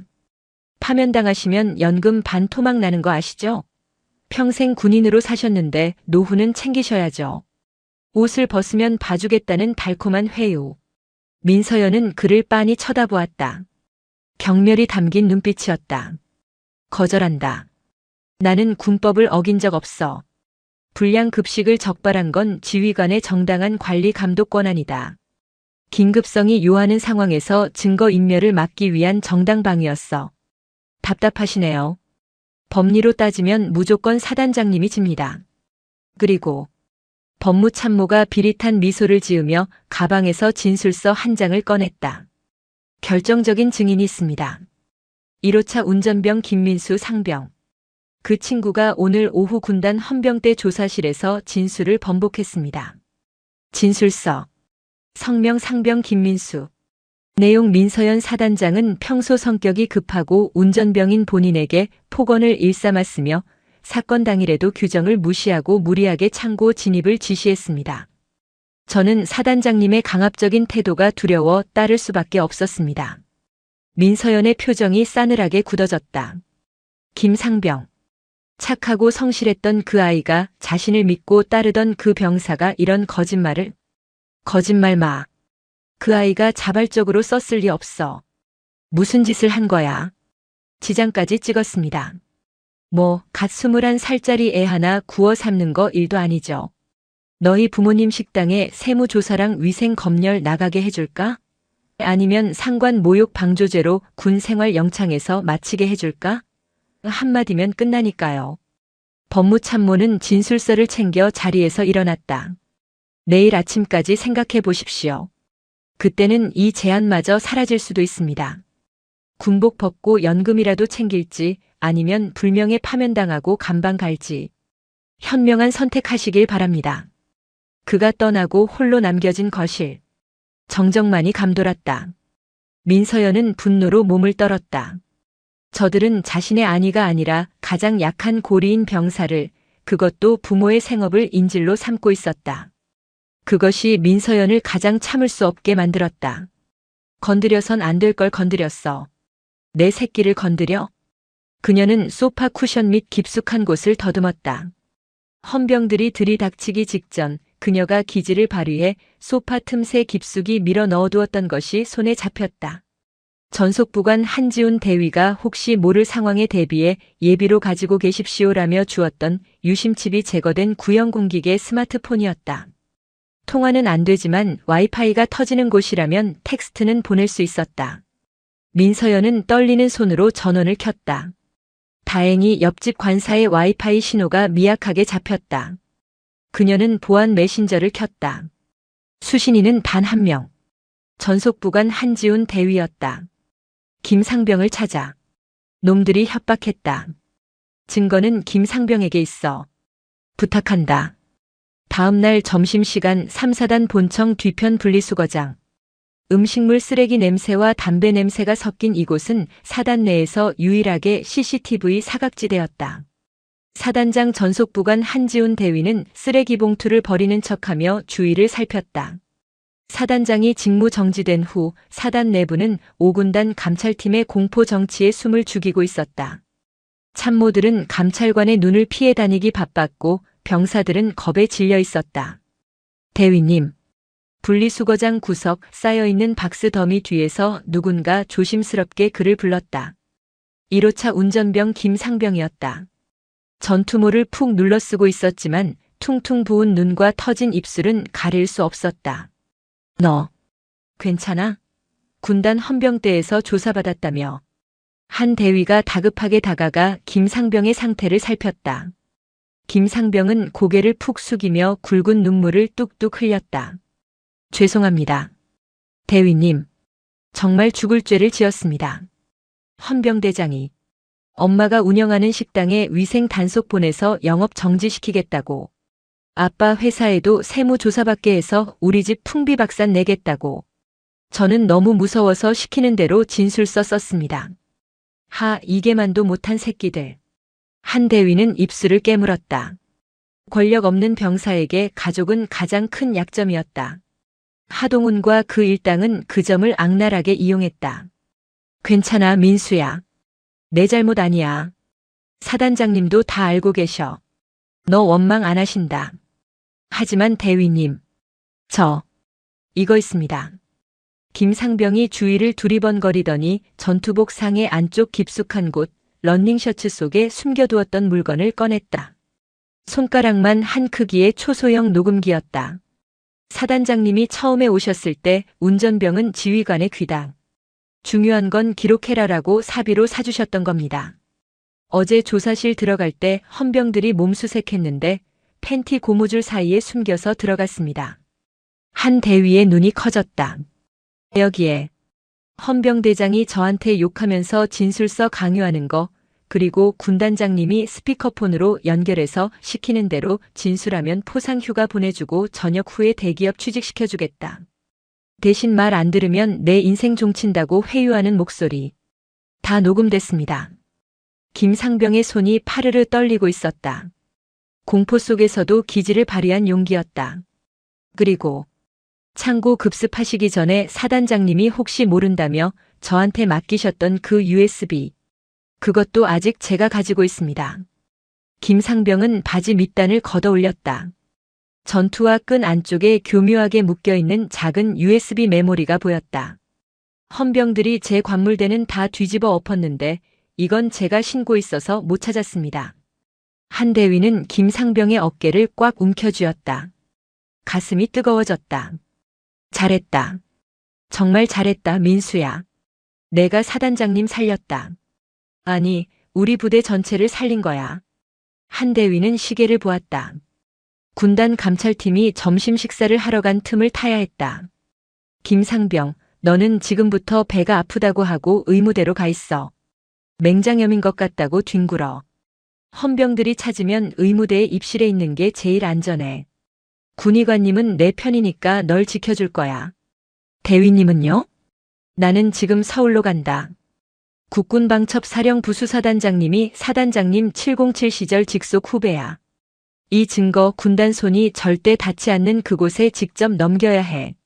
한 대위는 김상병에게서 녹음기와 USB를 받아 품속 깊이 넣었다. 가자. 한 대위는 자신의 개인 차량에 올랐다. 위병소를 통과할 때 군단 헌병이 차를 막아 세웠다. 어디 가십니까? 지금 간부들 외출 외박 통제 기간입니다. 치과 진료. 예약증 여기 있어. 지난주부터 예약된 거야. 이빨 아파 죽겠는데 사단장 직무 정지됐다고 치료도 못 받냐? 한 대위는 미리 준비해둔 날짜를 조작한 가짜 진료 예약증을 내밀며 짜증을 냈다. 헌병이 의심스러운 눈초리로 차 안을 훑어봤다. 뒷좌석과 트렁크를 열어보았지만 짐은 없었다. 알겠습니다. 빨리 복귀하십시오. 차단기가 올라갔다. 위병소를 빠져나온 한 대위의 차가 엑셀을 밟았다. 철원의 한산한 국도를 지나 포천구리 고속도로를 향해 질주했다. 100미러로 5군단 사령부 건물이 멀어지고 있었다. 그는 핸들을 꽉 쥐었다. 이 작은 메모리 칩과 녹음기에 사단장의 목숨, 김상병의 가족, 그리고 백골부대의 명운이 달려 있었다. 기다리십시오, 사단장님. 제가 반드시 뒤집어 놓겠습니다. 그의 차는 빗속을 뚫고 서울을 향해 전속력으로 달리기 시작했다. 서울 용산구 국군방첩사령부 별관 조사실. 새벽 3시. 3사단장 전속부관 한지훈 대위는 조사실 테이블 위에 녹음기와 USB를 내려놓았다. 그의 맞은편에는 날카로운 인상의 준장이 앉아 있었다. 방첩사 수사단장 박준장이었다. 그는 민서연 소장의 707 특임대 시절 직속 후배이자 군내에서 가장 대쪽 같은 수사관으로 정평이 난 인물이었다. 한 대위, 이 증거물의 출처와 입수 경위. 한치의 거짓도 없어야 한다. 박준장의 목소리는 건조했다. 1호차 운전병 김민수 상병이 직접 녹취한 파일입니다. 5군 단장 하동훈 중장의 위증교사 및 협박 내용이 담겨 있습니다. 그리고 USB는 민서연 사단장님께서 직무 정지 직전 확보하신 이중 장부 원본입니다. 박준장은 장갑을 끼고 녹음기를 재생했다. 지직거리는 노이즈 사이로 대한민국 육군 중장이라고는 믿기 힘든 천박한 협박이 흘러나왔다. 야, 김상병. 눈 딱 감고 사단장이 시켰다고 해. 그럼 니네 부모 가게는 내가 봐줄게. 내 친구가 구청장이야. 위생 단속 한 번 뜨면 영업 정지야. 알지? 박준장의 미간이 깊게 패었다. 그는 녹음기를 끄고 옆에 있던 수사관에게 눈짓했다. 디지털 포렌식 팀 불러서 원본 대조 확인해. 그리고 법무관 호출해서 긴급 체포영장 청구서 작성하라고 해. 단장님, 상대는 현직 군단장입니다. 국방부 장관님 승인이 필요합니다. 장관님께는 내가 직접 보고한다. 이건 단순 비리가 아니라 계급을 이용한 특수협박이자 내란에 준하는 지휘권 유린이야. 박준장은 자리에서 일어났다. 새벽이 밝는 대로 움직인다. 보안 유지해. 새 나가는 순간 우리가 죽는다. 다음 날 오전 10시. 경기도 포천 5군단 사령부. 하동훈 중장은 집무실 안락 의자에 깊숙이 몸을 파묻고 있었다. 창밖으로는 따스한 봄 햇살이 비치고 있었지만 그는 블라인드를 모두 내린 채 어둠 속에 있었다. 기분이 최고조였기 때문이다. 법무참모 징계위원회 준비는 됐나? 예, 군단장님. 오늘 오후 2시로 잡혀 있습니다. 민서연 소장에 대한 보직 해임 및 중징계 의결 문제 없습니다. 하동훈은 위스키 잔을 흔들며 웃었다. 좋아. 아주 좋아. 민서연 그 여자 지금쯤 관사에서 피눈물을 흘리고 있겠군. 감히 내 밥그릇을 걷어차? 주제를 알아야지. 그는 리모컨을 들어 벽걸이 TV를 켰다. 뉴스 채널을 틀어 자신의 업적을 확인할 생각이었다. 화면에는 육군 갑질 논란 사단장 강력 징계 예고라는 자막이 흐르고 있었다. 여론도 완벽해. 이 맛에 정치하는 거지. 그때였다. 뉴스 화면 하단에 붉은색 긴급 속보 자막이 떴다. 앵커의 목소리가 다급하게 바뀌었다. 시청자 여러분, 방금 들어온 충격적인 소식입니다. 갑질 논란에 휩싸였던 육군 3사단장 사건과 관련하여 군 수사당국의 발표를 180도 뒤집는 결정적인 증거가 공개되었습니다. 하동훈의 손이 허공에서 멈췄다. 국군방첩사령부는 오늘 오전 익명의 내부 고발자로부터 입수한 통화 녹취록을 공개했습니다. 해당 녹취에는 5군단장이 직접 병사를 협박하여 허위 진술을 강요한 정황이 고스란히 담겨 있습니다. 들어보시죠. 스튜디오는 찬물을 끼얹은 듯 조용해졌다. 하동훈의 얼굴에서 핏기가 싹 가셨다. 들고 있던 위스키 잔이 손에서 미끄러져 바닥에 떨어졌다. 이번에는 민서연이 와수리 창고에서 찍었던 영상, 즉 썩은 돼지고기와 곰팡이 핀 쌀 그리고 이중장부의 내용이 모자이크 없이 공개됐다. 앵커 충격적입니다. 소위 히스테리로 알려졌던 민 소장의 행동은 사실 부패한 군납 카르텔을 적발하고 병사들의 급식을 정상화하려는 과정이었던 것으로 밝혀졌습니다. 여론은 순식간에 반전되고 있습니다. 이게 어떻게? 하동훈은 덜덜 떨리는 손으로 리모컨을 눌러 채널을 돌렸다. 다른 채널, 또 다른 채널, 모든 방송사가 같은 뉴스를 내보내고 있었다. 집무실 문이 벌컥 열리고 비서실장이 사색이 되어 뛰어들어왔다. 군단장님, 국방부 장관님 전화입니다. 육군본부 감찰실에서도 전화가 빗발치고 있습니다. 꺼. 전화기 다 꺼. 아무도 연결하지 마. 하동훈은 비명을 지르듯 고함쳤다. 그는 떨리는 손으로 자신의 개인 휴대폰을 꺼내 믿었던 정치권 인맥인 국방위 소속 국회의원에게 전화를 걸었다. 의원님, 저 하동훈입니다. 뉴스 보셨습니까? 이거 다 모함입니다. 제 말 좀 들어보십시오. 전원이 꺼져 있어 소리샘으로 연결되오며 끊겼다. 다른 번호를 눌렀다. 여당 원내대표 국방부 차관. 아무도 전화를 받지 않았다. 철저한 손절이었다. 죽은 권력에 줄을 서는 사람은 없었다. 으아악. 하동훈은 전화기를 벽에 집어던졌다. 그때 본청 건물 밖에서 요란한 사이렌 소리가 들려왔다. 창문 틈으로 내다보니 검은색 세단 수십 대와 헌병버스가 위병소를 통과해 본청을 포위하고 있었다. 국방부 검찰단과 방첩사 합동 수사팀이었다. 5군단 헌병들이 당황하여 그들을 막아섰지만 박 준장이 공문을 들이밀자 길을 열어주었다. 군단 참모들은 복도에 나와 웅성거릴 뿐 누구도 군단장실을 지키려 하지 않았다. 잠시 후 집무실 문이 열렸다. 가장 먼저 들어온 것은 박 준장이었다. 그리고 그 뒤로 정복을 말끔하게 차려입은 민서연 소장이 걸어 들어왔다. 직무 정지가 해제되었다는 통보를 받자마자 그녀는 가장 먼저 이곳으로 왔다. 민 소장. 하동훈은 뒷걸음질 쳤다. 민서연의 얼굴은 차분했다. 그녀는 화를 내지도 소리를 지르지도 않았다.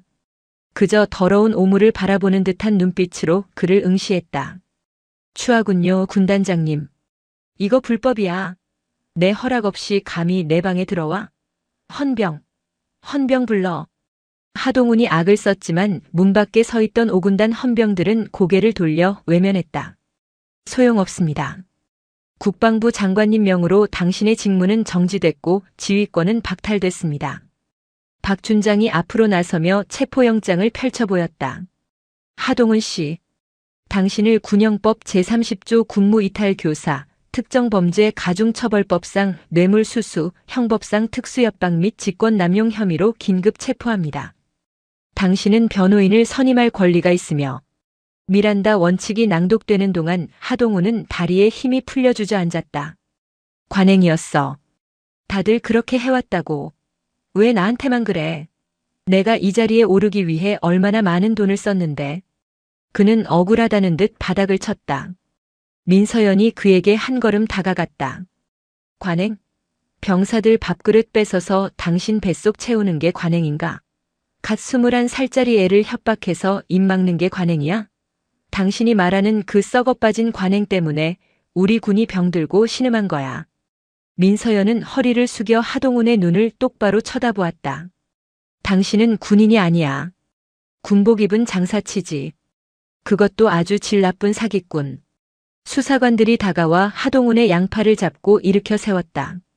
민서연은 하동훈의 어깨를 보았다. 찬란하게 빛나는 별 3개. 중장 계급장. 그 계급장 스스로 떼시죠. 남의 손에 뜯겨나가는 것보다는 그게 마지막 예우일 겁니다. 하동훈은 떨리는 손으로 자신의 어깨를 더듬었다. 하지만 손이 너무 심하게 떨려 벨크로를 떼지 못했다. 수치심과 공포로 눈물 콧물이 범벅이 되었다. 못하겠나? 민서연은 고개를 저었다. 수사관 집행해. 수사관이 하동훈의 양 어깨에서 계급장을 떼어내 증거물 봉투에 담았다. 양 어깨가 휑해진 그의 군복은 낡은 작업복처럼 초라해 보였다. 가시죠. 하동훈은 고개를 푹 숙인 채 끌려나갔다. 복도에 도열한 군단 간부들과 병사들은 침통한 표정으로 그러나 누구도 경례를 하지 않고 그를 지켜보았다. 그 차가운 침묵이 그에게 내려진 가장 무거운 형벌이었다. 민서연은 텅 빈 군단장실을 둘러보았다. 벽에 걸려있던 위국헌신 군인본분이라는 액자가 눈에 들어왔다. 안중근 의사의 유모. 그녀는 잠시 그 액자를 바라보다가 비뚤어진 것을 바로잡아 걸었다. 이제야 제자리를 찾았네. 그녀는 깊은 한숨을 내쉬었다. 현기증이 몰려왔다. 긴장이 풀린 탓이었다. 돌아가자. 내 부대로. 한 달 후 4월의 어느 맑은 날. 강원도 철원 제3보병사단 연병장. 혹독했던 겨울이 지나고 철원의 산하에도 완연한 봄이 찾아왔다. 앙상했던 나뭇가지에는 연두색 새싹이 돋아났고 연병장 주변의 벚나무들은 흐드러지게 꽃망울을 터뜨려 바람이 불 때마다 분홍색 꽃비가 내렸다. 오늘은 3사단장 민서연 소장의 복귀 환영식 겸 부대 정상화 선포식이 열리는 날이었다. 연병장에는 수천 명의 장병이 오와 열을 맞춰 도열해 있었다. 그들의 군복은 깨끗했고 신형 전투화는 햇살을 받아 반짝거렸다. 무엇보다 그들의 얼굴에는 더 이상 패배감이나 찌든 기색이 없었다. 눈빛이 살아있었다. 단상 위에 선 민서연은 말끔한 정복 차림이었다. 그녀는 단상 아래 도열한 병사들을 하나하나 눈에 담았다. 그 중에는 건강을 회복한 운전병 김민수 상병도 팔에 깁스를 푼 한지훈 대위도 있었다. 부대 차렷. 새로 부임한 연대장의 구령에 맞춰 수천 개의 군화가 동시에 땅을 울렸다. 그 소리는 마치 거대한 심장 박동 같았다. 민서연은 마이크 앞에 섰다. 준비된 원고가 있었지만 그녀는 그것을 덮었다. 사랑하는 백골부대 전우 여러분. 사단장이다. 그녀의 목소리가 스피커를 타고 연병장에 그리고 철원의 산하에 울려 퍼졌다. 나는 오늘 여러분에게 미안하다는 말부터 해야겠습니다. 장내가 숙연해졌다. 장군이 병사들에게 공개적으로 사과를 한다는 건 창군 이래 보기 드문 일이었다. 여러분이 춥고 배고플 때 부당한 대우를 받으며 고통받을 때 그것을 가장 먼저 알아채고 막아주지 못한 점. 지휘관으로서 그리고 선배 군인으로서 뼈저리게 반성합니다. 늦었지만 이제라도 바로잡을 수 있어서 다행입니다. 그녀는 잠시 말을 멈추고 벚꽃이 흩날리는 하늘을 올려다보았다. 지난 한 달간 우리는 많은 것을 잃은 것처럼 보일 수 있습니다. 군단장이 구속되고 수많은 간부가 옷을 벗었습니다. 누군가는 군의 위신이 땅에 떨어졌다고 우려합니다. 하지만 나는 그렇게 생각하지 않습니다. 그녀의 목소리에 힘이 실렸다. 우리는 잃은 것이 아니라 버린 것입니다. 썩은 살을 도려내고 고름을 짜낸 것입니다. 이제 우리는 더 건강해졌고 더 투명해졌으며 더 강해졌습니다. 민서연은 자신의 어깨에 달린 계급장을 가리켰다. 내 어깨에 달린 이 2개의 별. 이것은 권력을 휘두르라고 있는 것이 아닙니다. 어둠 속에 있는 여러분을 비춰주고 여러분이 짊어진 국방의 의무라는 무거운 짐을 함께 나누어지라고 국민이 달아준 것입니다. 나 민서연은 약속합니다. 그녀는 주먹을 불끈 쥐어 보였다. 내가 이 부대에 있는 단 한 명의 병사도 억울하게 눈물 흘리지 않게 하겠습니다. 밥 먹을 때 배부르게 하고 잘 때 따뜻하게 하겠습니다. 그리고 적과 싸울 때는 반드시 이기게 하겠습니다. 나를 믿고 따를 수 있겠습니까? 할 수 있습니다. 병사들의 함성이 철원의 하늘을 찢을 듯 터져나왔다. 그것은 시켜서 하는 의례적인 대답이 아니었다. 가슴 깊은 곳에서 우러나오는 존경과 신뢰의 외침이었다.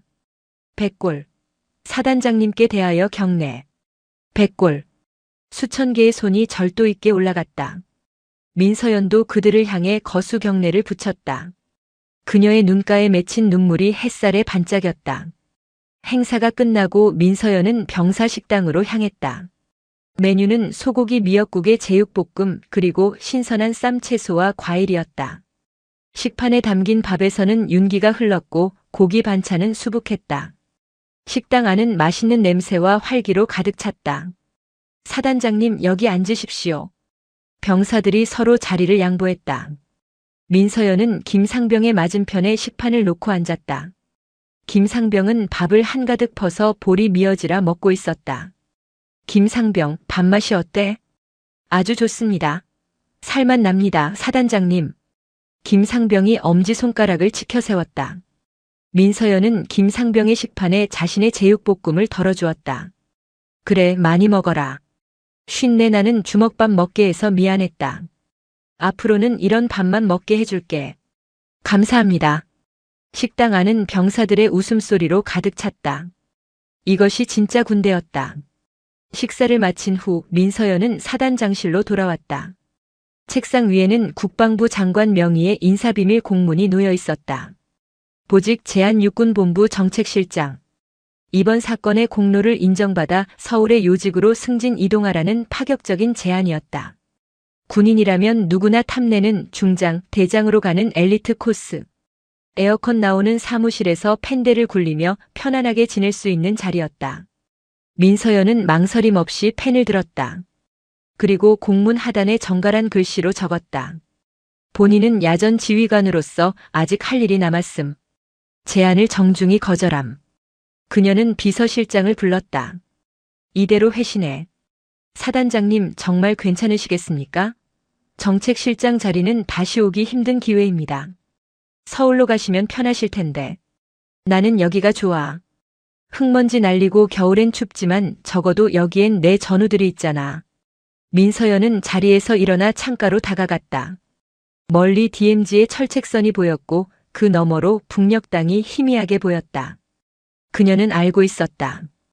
비리는 또다시 싹틀 것이고 권력은 또다시 부패하려 할 것이다. 누군가는 또 병사들의 밥그릇을 탐낼 것이다. 하지만 두렵지 않았다. 자신이 눈을 부릅뜨고 지키고 있는 한 적어도 내 부하들이 굶거나 억울한 일을 당하게 두지는 않을 것이다. 대한민국 육군 소장 민서연. 그녀는 화려한 서울의 네온사인 대신 차가운 철원을 지키는 별이 되기를 선택했다. 창밖으로 불어오는 봄바람이 그녀의 어깨 위 2개의 별을 스치고 지나갔다. 그 별은 그 어느 때보다 맑고 투명하게 그리고 강인하게 빛나고 있었다. 야, 하지원. 저 여자가 죽든 말든 우린 규정대로 보고만 하면 돼. 내 년이 함부로 나댈 일이 아니라고. 피를 흘리며 쓰러진 임산부를 눈앞에 두고 규정 뒤에 숨어 책임을 회피하려는 선임과 군복의 진짜 무게는 사람을 살리는 데 있음을 증명해야 했던 한 여군 하사의 처절한 사투. 만약 여러분이 상관의 불복종 명령과 눈앞의 생명 사이에서 선택해야 한다면 어떤 결정을 내리시겠습니까? 여러분의 생각을 댓글로 남겨주시길 바라며 이야기가 마음에 드셨다면 구독과 좋아요, 알림 설정으로 채널 성장에 도움을 주시면 감사드리겠습니다. 펄펄 끓는 8월의 아스팔트 위로 열기가 괴물처럼 피어올랐다. 세상의 모든 소리가 이글거리는 대기에 녹아내리는 듯한 오후 전방 필승부대 위병소는 매미들의 단말마적인 비명소리만이 유일한 배경음이었다. 하지원 하사는 등줄기를 타고 흐르는 땀방울이 전투복 안쪽을 간지리며 흘러내리는 것을 느꼈다. 칼날처럼 빳빳하게 다려진 전투복은 그녀의 몸을 옥죄는 갑옷이었고 어깨에 걸친 K2 소총의 묵직한 무게만이 그녀를 현실에 붙들어 매고 있었다. 부사관으로 임관하여 이곳 민간인 통제선과 가장 가까운 최전방 부대에 배치된 지 이제 막 1년. 그녀는 여전히 모든 순간에 온 신경을 곤두세웠다. 군인이었던 아버지를 따라 어릴 적부터 군 관사에서 자라온 그녀에게 군복은 숙명과도 같았다. 흐트러진 모습은 곧 부대의 기강 해이를 의미하며 작은 실수 하나가 치명적인 안보 위협으로 이어질 수 있다는 아버지의 가르침은 그녀의 뼛속 깊이 새겨져 있었다. 아씨 더워 뒤지겠네. 무슨 놈의 면회객은 개미떼처럼 몰려와. 주말에 면회 금지시키는 법이라도 만들어야 하는 거 아니야? 그녀의 등 뒤 위병소 처마가 만들어낸 한 뼘짜리 그늘에 놓인 플라스틱 의자에 거의 눕다시피 기댄 김유라 중사가 젖은 목소리로 투덜거렸다. 그녀의 손에 들린 스마트폰 화면에서는 현란한 보석들이 터져나가는 게임 이펙트가 쉴 새 없이 번쩍였다. 김 중사는 이 부대에서 알아주는 고인물이었다. 웬만한 위관 장교들보다 짬이 많았고 그 짬을 무기 삼아 어떻게든 훈련은 피하고 책임질 일 없는 보직만 골라 다니는 것으로 유명했다. 그녀의 눈에 융통성이라곤 약에 쓰려도 찾아볼 수 없는 FM의 화신 하지원 하사는 그저 피곤하고 답답한 세상 물정 모르는 후임일 뿐이었다. 하 하사는 대답 대신 턱 끝을 조금 더 당겨 자세를 바로잡았다. 그녀의 침묵이 김 중사의 심기를 더욱 불편하게 만들었다. 야 하지원. 너 지금 나 무시하냐? 내가 말하는데 대답도 안 해? 아주 고고하셔서 내 말은 똥으로도 안 들리시나 봐. 근무 중 사적인 대화는 금지되어 있습니다. 김유라 중사님. 기계처럼 튀어나온 대답에 김 중사는 어이가 없다는 듯 헛웃음을 터뜨렸다. 와 미치겠네. 꼴랑 하사 나부랭이가 아주 육군 참모총장 납셨어. 그래, 너 혼자 애국하고 너 혼자 나라 다 지켜라. 그러다 너만 좆되는 거지 내가 좆되나. 어디 한번 보자고. 김 중사의 저주 섞인 말을 뒤로하고 하하사는 저 멀리서 아지랑이를 뚫고 다가오는 은색 SUV를 향해 몸을 돌렸다. 차가 위병소 앞에 부드럽게 멈추자 그녀는 기계적인 동작으로 수화를 시작했다. 충성. 검문소입니다. 방문 목적을 말씀해 주십시오. 방음 처리가 잘 된 차량의 창문이 소리 없이 내려가고 운전석에 앉은 젊은 여자의 얼굴이 드러났다. 삼중대장 박민규 대위의 아내 최민서 씨였다. 거의 매주 부대를 찾는 면회객이라 하하사도 익히 아는 얼굴이었다. 그런데 오늘따라 그녀의 상태가 심상치 않았다. 화장기 없는 얼굴은 밀랍처럼 새하얗게 질려 있었고 정성 들여 관리한 듯한 머리카락은 땀에 젖어 이마와 관자놀이에 지저분하게 달라붙어 있었다. 금방이라도 터질 것처럼 부풀어 오른 배를 아는 그녀는 보기에도 위태로워 보였다. 고생 많으세요. 박민규 대위님 면회 왔습니다. 숨을 몰아쉬느라 그녀의 목소리는 중간중간 끊어졌다. 에어컨이 빵빵하게 나올 차 안에서도 그녀의 이마와 콧잔등에는 식은 땀이 송골송골 맺혀 있었다. 핸들을 잡은 손은 가늘게 경련하고 있었다. 하하사는 신분증을 건네받아 확인하는 짧은 순간에도 그녀가 단순히 더위를 먹은 수준이 아니라는 것을 직감했다. 사모님 괜찮으십니까? 안색이 너무 안 좋으십니다. 의무실에 먼저 연락을 취해드릴까요? 아니에요. 괜찮아요. 차의 에어컨 때문에 잠깐 어지러워서 곧 괜찮아질 거예요. 그녀는 애써 미소를 지어 보였지만 그 미소는 고통으로 금방이라도 부서질 것처럼 위태롭게 떨리고 있었다. 그 모습을 의자에 앉아 곁눈질로 지켜보던 김 중사가 스마트폰에서 눈을 떼며 짜증을 냈다. 하하사, 너 거기서 뭐해? 드라마 찍냐? 뒤에 차줄 서는 거 안 보여? 별것도 아닌 걸로 엄살 부리는 아줌마 비위 맞춰줄 시간이 어딨어. 빨리빨리 안 보내. 김 중사의 날카로운 목소리에 최민서 씨의 어깨가 움찔 떨렸다. 하하사는 어쩔 수 없이 서둘러 방문 기록을 마치고 차단기를 올렸다. 들어가셔도 좋습니다. 부디 운전 조심하십시오. 최민서 씨는 힘없이 고개를 끄덕이고 차를 출발시켰다. 하지만 그녀의 차는 위병소를 통과하자마자 마치 술 취한 사람처럼 비틀거리기 시작했다. 끼익하는 불안한 타이어 마찰음과 함께 차는 주차장으로 향하지 못하고 도로 한가운데에 그대로 멈춰섰다. 마치 거대한 짐승이 마지막 숨을 몰아쉬고 쓰러진 듯한 모습이었다. 김중사는 자리에서 일어나며 입에 담지 못할 욕설을 뱉었다. 아, 저 여편네가 진짜. 운전도 못하면서 배는 산만해가지고 꾸역꾸역 기어들어와. 야, 가서 당장 차 빼라고 해. 아주 지 세상이야 여기가. 군부대가 호텔 라운지인 줄 알아. 하하사는 김중사의 명령에 복종하기 위해 차를 향해 달려갔다. 하지만 가까이 다가갈수록 심장이 불길하게 요동쳤다. 운전석 문이 덜컥 열리더니 최민서 씨가 비틀거리며 차에서 내렸다. 그녀는 차 문에 위태롭게 몸을 기댄 채 그대로 바닥에 주저앉고 말았다. 그녀가 입고 있던 밝은 아이보리색 원피스의 아랫단이 끔찍한 핏빛으로 빠르게 번져나가고 있었다. 사모님, 하하사는 비명을 지르며 달려갔다. 그녀의 눈에 들어온 것은 명백한 하열이었다. 아스팔트 바닥 위로 붉은 피가 작은 웅덩이를 만들며 퍼져나가고 있었다. 최민서 씨는 배를 움켜쥔 채 고통스럽게 신음하며 의식을 잃어가고 있었다. 그녀의 눈은 초점을 잃고 허공을 향했고 파랗게 질린 입술이 미세하게 떨리고 있었다. 피피가 아기가 제발 도와주세요. 그녀의 목소리는 거의 들리지 않는 속삭임에 가까웠다. 하하사의 머릿속이 새하얗게 비었다. 군대에서 수없이 반복했던 응급상황 대처 매뉴얼, 보고체계 같은 것들은 아무것도 생각나지 않았다. 오직 눈앞의 임산부가 지금 죽어가고 있다는 끔찍한 현실만이 그녀의 모든 사고를 마비시켰다. 그녀와 아직 세상빛도 보지 못한 뱃속의 아이 2개의 생명이 위태로웠다. 하하사는 본능적으로 위병소를 향해 자신의 목이 터져라 소리쳤다. 김유라 중사님, 위급 상황입니다. 하열입니다. 당장 의무대에 연락하고 119 구급차를 불러야 합니다. 빨리요. 그녀의 절박한 외침은 뜨거운 공기를 가르고 위병소까지 날아갔다. 게임 화면에 집중하고 있던 김중사는 그제야 고개를 들었다. 도로 한가운데에 쓰러진 여자와 그 옆에서 어쩔 줄 몰라 하는 하하사의 모습을 보고도 그녀의 얼굴에는 당황한 기색이 없었다. 오히려 귀찮은 일이 터졌다는 노골적인 짜증과 혐오감만이 가득했다. 김중사는 한숨을 푹 내쉬며 천천히 아주 마지못해 자리에서 일어났다. 그녀는 성큼성큼 하하사에게 걸어왔다. 그녀의 얼굴에는 위급한 상황에 대한 걱정 대신 자신의 평온한 주말 근무를 망쳐버린 불청객들에 대한 분노가 서려 있었다. 야, 하지원. 너 지금 누구한테 명령이야? 내가 내 부하야? 그녀의 목소리는 끓는 기름처럼 낮고 위험했다. 하하사는 피웅덩이 속에 주저앉은 최민서 씨를 부축하며 절박하게 외쳤다.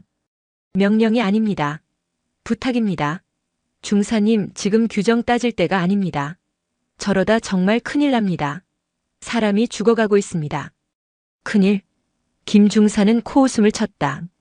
그 소리는 마치 유리가 깨지는 것처럼 날카롭고 불쾌했다. 큰일은 내가 만들고 있는 거지, 이 답답한 년아.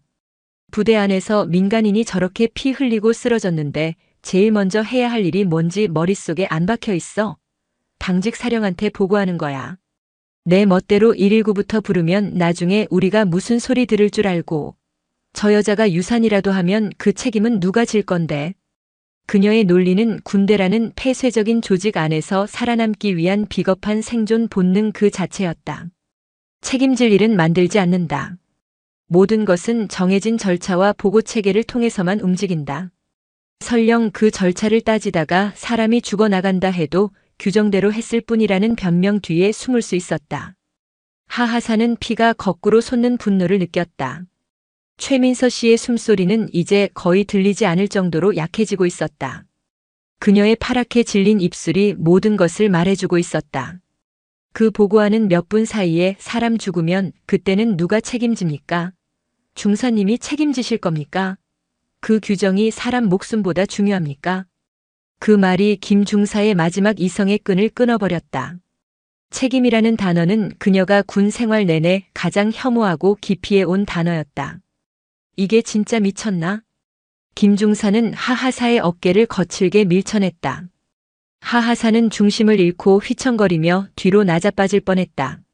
내가 뭔데 나한테 책임을 물어. 꼴랑 하사 주제에. 너는 그냥 내가 시키는 대로만 하면 되는 거야. 이 FM에 미친년아. 닥치고 저 여자 상태나 똑바로 보고해. 언제부터 어디서 어떻게 왜 피가 났는지 육하원칙에 맞춰서. 그녀는 거의 악을 쓰고 있었다. 그 순간에도 최민서 씨는 사경을 헤매고 있었다. 하하사는 더 이상 이 여자와 말을 섞는 것이 무의미하다고 판단했다. 그녀는 김중사를 무시하고 자신의 전투복 주머니에서 핸드폰을 꺼내 119 버튼을 눌렀다. 야! 김중사는 그 모습을 보자 눈이 뒤집혔다. 그녀는 맹수처럼 달려들어 하하사의 손목을 낚아채고 그대로 위병소 외벽으로 밀어붙였다. 쿵 하는 둔탁한 소리와 함께 하하사의 등이 차가운 콘크리트 벽에 부딪혔다. 충격에 잠시 숨이 멎었다. 김중사는 하하사의 멱살을 틀어쥐고 그녀의 얼굴에 자신의 얼굴을 바싹 들이밀었다. 내가 아주 오늘 죽고 싶어서 환장을 했구나. 여기가 네 영웅 놀이하는 무대인 줄 알아? 착한 군인 코스프레에서 포상이라도 받고 싶어? 아니면 여군 인권 신장이라도 외치고 싶어? 김중사의 입에서 풍기는 역한 담배 냄새와 분노로 가득 찬 숨결이 하하사의 얼굴에 쏟아졌다. 그녀의 눈은 광기로 번들거렸다. 이거 놓으십시오. 하하사는 버둥거렸지만 작정하고 덤벼드는 선임의 완력을 이겨낼 수 없었다. 놓으라고? 내가 이거 놓고 나면 내가 무슨 짓을 할 줄 알고. 저 여자 하나 때문에 내 군 생활에 빨간 줄 긋게 생겼는데 내가 널 그냥 둘 것 같아? 너나 나나 여기서 그냥 조용히 썩다 나가는 게 목표 아니었어? 김중사는 멱살을 잡은 손에 더욱 힘을 주며 하하사를 위협했다. 한 번만 더 내 눈앞에서 핸드폰 꺼내거나 헛소리 짓거리면 그땐 이빨 다 뽑아버릴 줄 알아. 넌 그냥 닥치고 내가 시키는 대로 해. 알았어, 몰랐어. 하하사의 눈에 절망이 어렸다. 이 폐쇄된 공간 안에서 부조리한 권력 앞에서 자신은 아무것도 할 수 없다는 무력감이 온몸을 짓눌렀다. 그녀의 시야 한쪽으로 최민서 씨의 의식이 완전히 사라져가는 것이 보였다. 안 돼, 제발 누가 좀. 바로 그 순간이었다. 거기 지금 뭐 하는 짓들인가. 모든 소음을 집어삼키는 얼음처럼 차갑고 강철처럼 단단한 목소리가 그들 뒤에서 울려 퍼졌다. 그 목소리 하나에 위병소 주변의 모든 공기가 얼어붙는 듯 했다. 멱살을 잡고 있던 김중사의 손이 마치 전기에 감전된 것처럼 튕겨져 나갔다. 두 사람은 동시에 소리가 난 쪽으로 고개를 돌렸다. 그곳에는 검은색 지휘관 차량 옆에 대대장 이선주 중령이 서 있었다. 외부 회의를 마치고 복귀하던 그녀의 얼굴은 분노를 억누른 화강암처럼 차갑고 단단했다. 그녀의 시선은 바닥에 피를 흘리며 쓰러져 있는 임산부와 멱살이 잡혀 흐트러진 군복 차림의 하급 부사관 그리고 하얗게 질려버린 선임 부사관을 차례로 훑었다. 폭풍이 몰아치기 직전에 지독한 정적이 흘렀다. 이선주 중령의 등장은 마치 연극의 막이 오르듯 모든 움직임과 소리를 멈춰버렸다. 그녀의 존재감만으로도 위병소 주변의 공기는 납처럼 무겁게 가라앉았다. 평소 부드러운 카리스마와 예리한 통찰력으로 부대를 지휘하던 그녀였지만 지금 그녀의 얼굴에는 그 어떤 온기도 찾아볼 수 없었다. 오직 냉엄한 분노와 지휘관으로서의 책무감만이 서려 있었다. 그녀는 그 자리에 멈춰 서서 단 한마디의 질문도 던지지 않았다. 이런 상황에서 가장 불필요한 것이 책임 소재를 따지는 말싸움이라는 것을 그녀는 본능적으로 알고 있었다. 대신 그녀는 가장 먼저 쓰러져 있는 최민서 씨에게로 성큼성큼 다가갔다. 그녀의 구두 소리가 아스팔트 위에서 또각거리며 울리는 소리만이 유일한 소음이었다. 정신 차리세요, 부인. 제 목소리 들립니까? 이 중령은 조금의 망설임도 없이 무릎을 꿇었다. 갓 다려입은 깨끗한 바지에 흙먼지와 핏자국이 묻는 것 따위는 아랑곳하지 않았다. 그녀는 자신의 재킷을 벗어 최민서 씨의 머리를 조심스럽게 받치고 목덜미의 경동맥을 짚어 맥박을 확인했다. 약하고 불규칙한 맥박. 그녀의 미간이 깊게 패였다. 그리고 그녀는 뒤를 돌아보지도 않은 채 얼어붙은 위병소 근무자들을 향해 천둥 같은 명령을 내렸다. 거기 멍하니 서 있는 위병. 지금 당장 119에 신고하고 동시에 의무중대장에게 직통으로 연결해. 5분 내로 군의관과 앰뷸런스, 이 위병소 앞으로 집결시키라고 전하도록. 운전병은 즉시 본부중대로 가서 박민규 대위를 내 차로 데려온다. 실시. 그녀의 목소리는 훈련장을 호령하는 사자후와도 같았다. 그제야 정신을 차린 위병소의 다른 병사들이 혼비백산하여 각자의 임무를 수행하기 위해 흩어졌다. 다급한 전화소리, 군홧발 소리가 정적을 깼다. 김유라 중사는 그 자리에 뿌리라도 내린 듯 꼼짝도 하지 못했다. 그녀의 머릿속은 이미 모든 것을 포기한 상태였다. 끝났다. 그 단어만이 뇌리를 맴돌았다. 이윽고 부대 전체에 비상 사이렌이 울려 퍼지기 시작했고 군용 앰뷸런스와 119 구급차가 거의 동시에 굉음을 내며 위병소 안으로 달려들어왔다. 의무중대장과 군의관, 구급대원들이 일사불란하게 움직이며 최민서 씨에게 응급처치를 시작했다. 산소 마스크가 씌워지고 링거 라인이 확보되었다. 그녀는 조심스럽게 들것에 옮겨져 구급차에 실렸다. 구급차 문이 닫히기 직전 이선주 중령은 의무중대장에게 다가가 나직하지만 단호한 목소리로 말했다. 자네 부대의 모든 역량을 총동원해서라도 산모와 아이 둘 다 무슨 일이 있어도 살려내도록. 외부 병원 이송이 필요하다면 즉시 조치하고 모든 책임은 내가 진다. 예, 알겠습니다, 대대장님. 구급차가 굉음을 내며 부대를 빠져나가자 언제 소란이 있었냐는 듯 위병소에는 다시 무거운 침묵이 내려앉았다. 모든 상황이 정리되자 이선주 중령은 천천히 자리에서 일어났다. 흙먼지가 묻은 무릎을 털어내지도 않은 채 그녀는 마침내 김유라 중사와 하지원 하사를 향해 몸을 돌렸다. 그녀의 눈빛은 이제 차가움을 넘어 이글거리는 용암과도 같은 분노를 담고 있었다. 그녀는 아무 말 없이 턱짓으로 대대 본부 건물을 가리켰다. 그 의미는 명확했다. 두 사람. 내 사무실로. 그녀는 더 이상 아무 말도 하지 않고 앞장서서 걸어갔다.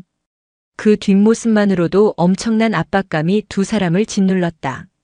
하지원 하사는 떨리는 다리를 간신히 움직여 그녀의 뒤를 따랐고 김유라 중사는 거의 반쯤 넋이 나간 상태로 마치 사형장으로 끌려가는 죄수처럼 힘없이 발을 옮겼다.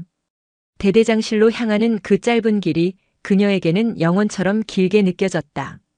대대 본부 건물에 가까워질수록 그녀의 발걸음은 천근만근 무거워졌다.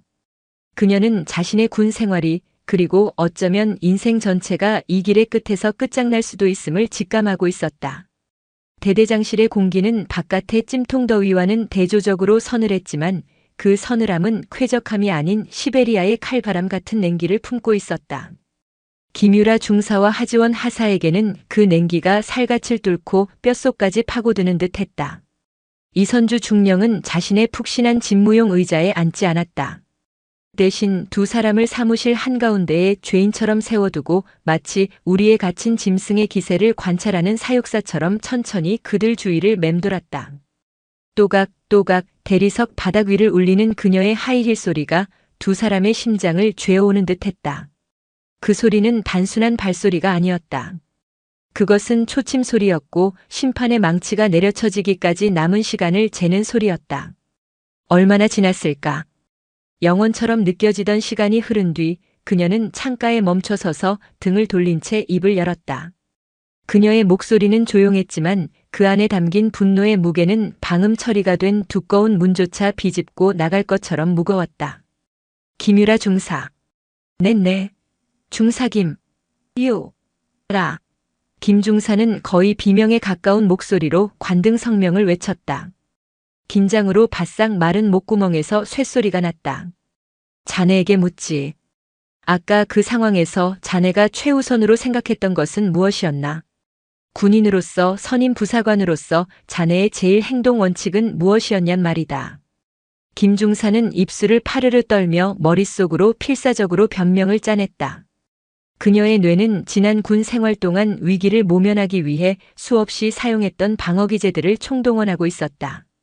그것이 부대 내 민간인 관련 안전사고 발생 시 보고체계와 규정 준수를 최우선으로 고려했습니다. 하급자의 돌발 행동이 자칫 더 큰 혼란을 야기할 수 있다고 판단하여 먼저 상황을 통제하고 정해진 절차에 따라 상부에 보고하려던 참이었습니다. 규정? 이 중령이 천천히 몸을 돌렸다.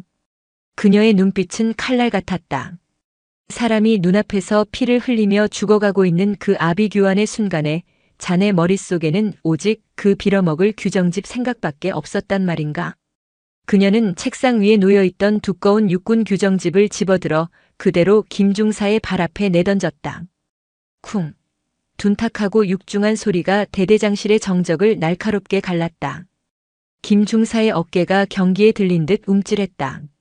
자네가 그토록 신주단지처럼 모시는 규정이다. 지금 당장 펼쳐서 찾아봐. 그 안에 눈앞의 환자를 무시하고 보고부터 하라는 조항이 단 한 줄이라도 있으면 나에게 가져와봐. 군법은 군인의 명예와 책임을 위해 존재하는 것이지 자네처럼 비겁하고 무책임한 자들의 변명거리가 되라고 있는 게 아니란 말이다. 그녀의 분노는 더 이상 억눌리지 않는 폭풍처럼 사무실을 휩쓸었다. 솔직하게 말해. 귀찮았던 거잖아.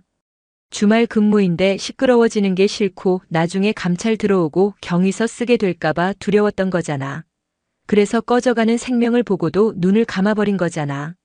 대답해.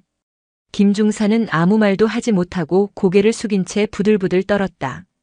그녀의 침묵은 그 어떤 유창한 변명보다 더 확실한 자백이었다. 이 중령은 경멸스러운 눈으로 그녀를 쳐다보다가 시선을 꼿꼿이 서 있는 하하사에게로 돌렸다. 하지원 하사. 하사. 하지원. 자네는 왜 상급자의 지시를 어기고 독단적으로 행동하려 했나? 보고 체계를 무시하고 직속 선임에게 대든 행위가 어떤 결과를 초래할지 몰랐나? 자네의 행동이야말로 명백한 규정 위반이자 하극상 아닌가? 이 중령의 질문은 마치 함정처럼 날카로웠다. 하지만 하하사는 피하지 않았다. 그녀는 이 중령의 눈을 똑바로 마주보며 대답했다. 그녀의 목소리는 떨렸지만 그 안에는 흔들림 없는 신념이 담겨 있었다. 알고 있었습니다. 제가 한 행동이 규정 위반이며 그로 인해 어떤 징계를 받게 될지 각오했습니다. 하지만 제 군 생활이 끝장나는 것보다 눈앞에서 두 생명이 사라지는 것이 훨씬 더 두려웠습니다.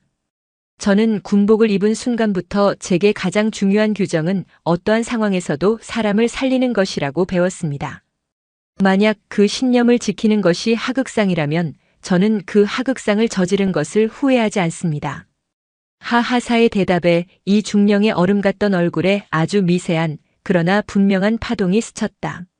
그녀는 다시 김중사를 돌아보았다. 그녀의 눈빛은 이제 실망과 분노를 넘어 깊고 차가운 혐오감으로 가득 차 있었다. 들었나 김중사? 저게 군인이다. 저게 부사관의 정신이야. 그런데 자네는 뭔가?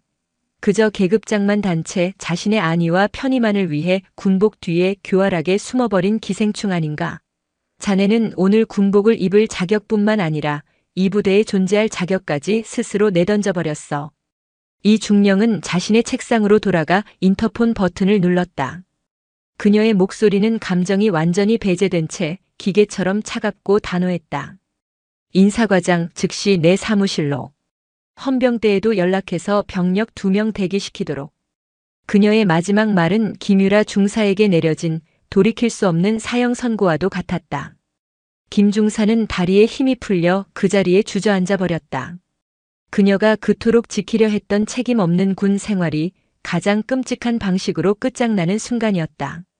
인사과장과 2명의 헌병이 대대장실에 도착했을 때 김유라 중사는 이미 넋이 나간 사람처럼 바닥에 주저앉아 있었다.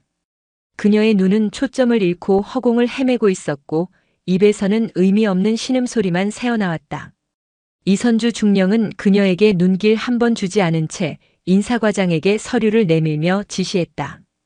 김유라 중사 금일부로 모든 직무에서 즉시 배제하고 보직 해임한다. 상세한 징계 사유는 이 서류에 명시되어 있으니 육군 규정에 의거 가장 빠른 시일 내에 징계위원회를 소집하도록. 사안의 중대성을 감안하여 내가 직접 위원회에 참석하여 모든 과정을 지켜볼 것이다. 그리고 그녀는 헌병들을 향해 말했다. 그녀의 목소리에는 한치의 동정도 실려 있지 않았다. 저자의 신병을 확보해서 징계위원회가 열리기 전까지 미결수 사실에 구금하도록. 자해나 도주의 우려가 있으니 철저히 감시하고. 구금이라는 단어가 들려오자 그제야 현실을 자각한 김중사는 이성을 잃고 발악하기 시작했다. 그녀는 무릎으로 기어와 이 중령의 다리를 붙잡고 애원했다. 대대장님, 제가 정말 잘못했습니다. 죽을 죄를 지었습니다. 제가 잠시 정신이 나갔었습니다. 제발 불명예 전역만은 제 군 생활이 제 인생의 전부입니다. 여기서 이렇게 끝낼 수는 없습니다. 제발 자비를 베풀어 주십시오. 이 중령은 얼음처럼 차가운 눈으로 자신의 다리를 붙잡고 추하게 우는 김중사를 내려다보았다. 자비? 자네가 오늘 그 피 흘리는 임산부에게 베풀지 않았던 바로 그건가? 자네가 인생의 전부라고 말하는 그 시간이 누군가에게는 단 몇 분의 생명보다도 가치가 없었다. 자네는 군인의 명예를 스스로 더럽혔다. 더 이상 할 말 없다. 끌어내. 헌병들은 울부짖으며 매달리는 김중사를 양쪽에서 붙잡아 일으켰다. 그녀의 몸부림은 격렬했다. 그녀는 끌려나가는 마지막 순간까지 하지원 하사를 향해 핏발선 눈으로 저주를 퍼부었다. 너 때문에, 너 하나 때문에 내 인생이 망했어. 이 독한 년, 내가 너 가만 안 둬. 내가 나가서 무슨 짓을 해서라도 너 군복 벗기고 말 거야. 문이 닫히고 그녀의 비명소리가 복도 저편으로 사라지자 대대장실에는 다시 무거운 침묵이 찾아왔다. 이 중령은 지친 듯 의자에 깊숙이 몸을 기댔다. 한 명의 부하를 단죄하는 것은 지휘관에게도 결코 쉽지 않은 영혼을 갉아먹는 일이었다. 그녀는 한참 동안 눈을 감고 있다가 조용히 서 있는 하하사를 불렀다. 하지원 하사. 하사. 하지원. 마음고생이 심했겠군. 괜찮나? 지휘관의 따뜻한 한마디에 그동안 강철처럼 버티고 있던 하하사의 감정선이 무너져 내렸다. 그녀는 대답 대신 고개를 숙였다. 어깨가 가늘게 떨리기 시작했다. 분노, 공포, 안도, 서러움. 그 모든 감정이 한꺼번에 몰려왔다. 이 중령은 자리에서 일어나 그녀에게 다가와 말없이 그녀의 어깨를 감싸 안아주었다. 상급자와 부하가 아닌 한 명의 선배 여군이 온몸으로 풍파를 맞은 후배를 다독여주는 순간이었다. 얼마나 지났을까? 책상 위의 전화벨이 정적을 깼다. 이 중령이 수화기를 들었다. 박민규 대위였다. 그의 목소리는 울음과 기쁨이 뒤섞여 제대로 된 문장을 만들어내지 못하고 있었다. 그래. 알았다. 정말 다행이군. 축하하네, 박대위. 자네 아버지 된 거. 전화를 끄는 이 중령의 얼굴에는 진심 어린 안도의 미소가 번졌다. 그녀는 눈물을 닦고 있는 하하사에게 말했다. 박민규 대위다. 조금 전 병원에서 연락이 왔다고 하는군. 산모는 무사하고 아주 건강한 아들을 출산했다고 한다. 의사 말이 조금만 더 늦었더라면 둘 다 정말 위험했을 거라고. 하하사. 자네가 두 개의 세상을 구한 거야. 그 말을 듣는 순간 하하사는 참았던 눈물을 터뜨렸다. 그것은 공포와 분노의 눈물이 아닌 순수한 안도와 기쁨의 눈물이었다. 자신이 지키고자 했던 신념이 가장 빛나는 결과로 돌아온 순간이었다. 이 중령은 그녀가 마음껏 울도록 내버려둔 뒤 다시 입을 열었다. 이번 일에 대한 정식 포상은 절차대로 진행하겠다. 사단장님께 직접 건의해서 자네에게 특급 표창과 7박 8일의 포상 휴가를 내리도록 하지. 그리고 이건 지휘관으로서 주는 비공식적인 포상이다. 그녀는 자신의 책상 서랍에서 작은 상자를 꺼내 하하사에게 건넸다. 그 안에는 그녀가 아끼던 고급 만년필이 들어있었다. 자네처럼 신념 있는 군인이 앞으로 더 많은 것을 기록하고 더 높은 곳으로 나아가길 바라는 마음이다. 자네는 우리 군의 희망이다. 하지원 하사. 하하사는 눈물 젖은 얼굴로 만년필을 받아들고 허리가 부러져라 경례했다. 차가운 규율과 부조리가 판치던 위병소에서 피어난 한 줄기 인간애가 마침내 가장 따뜻하고 희망적인 결실을 맺는 순간이었다.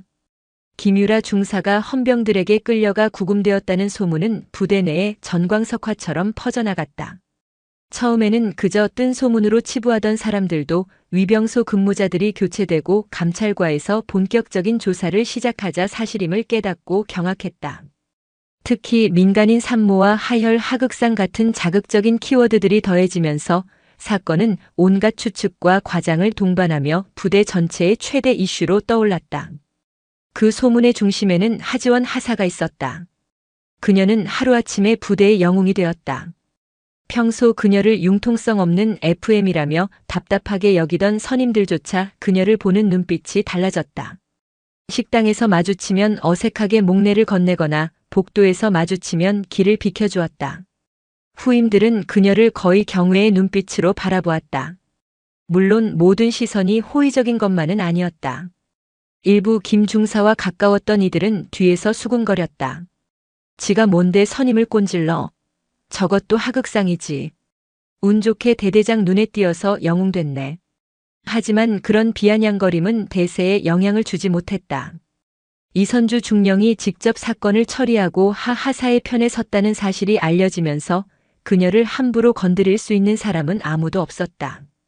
며칠 후 아침 점호 시간. 대대장 이선주 중령은 직접 연병장 단상에 올라 이번 사건에 대한 공식적인 입장을 밝혔다. 지난 주말 우리 부대 위병소에서 군인의 본분을 망각한 매우 불미스러운 사건이 있었다. 이 중령은 김유라 중사의 실명을 거론하며 사건의 개요를 간략하게 설명하고 그녀에 대한 엄중한 징계 절차가 진행 중임을 알렸다. 연병장에 도열한 수백 명의 장병들은 숨소리 하나 내지 않고 그녀의 말에 귀를 기울였다. 하지만 우리는 그 절망적인 상황 속에서 진정한 군인 정신이 무엇인지를 보여준 한 부사관의 용기를 목격했다. 이 중령은 하지원 하사를 앞으로 불러냈다. 하하사는 긴장된 표정으로 단상 앞으로 나아갔다. 하지원 하사는 자신의 안위보다 타인의 생명을 우선했으며 불의한 명령에 굴하지 않는 용기를 보여주었다. 이는 우리 필승부대 전 장병이 본받아야 할 귀감이다. 이에 본관은 하지원 하사를 사단장님께 표창 상신하였으며 7박 8일의 포상 휴가를 명하는 바이다. 그녀의 말이 끝나자 연병장을 가득 메운 장병들 사이에서 우레와 같은 박수가 터져나왔다. 하하사는 쏟아지는 박수 속에서 어쩔 줄 몰라 하며 고개를 숙였다. 점호가 끝나고 생활관으로 돌아온 그녀에게 동료와 후임들의 축하가 쏟아졌다. 하지만 하하사는 마냥 기뻐할 수만은 없었다. 자신의 영광이 누군가의 몰락을 기반으로 하고 있다는 사실이 마음 한구석을 무겁게 짓눌렀다. 그날 오후 행정반에서 업무를 보고 있던 하하사에게 한 장교가 찾아왔다. 삼중대장 박민규 대위였다. 그는 며칠 사이에 얼굴이 반쪽이 되어 있었지만 그에게서는 세상 모든 것을 얻은 듯한 깊은 행복감이 느껴졌다.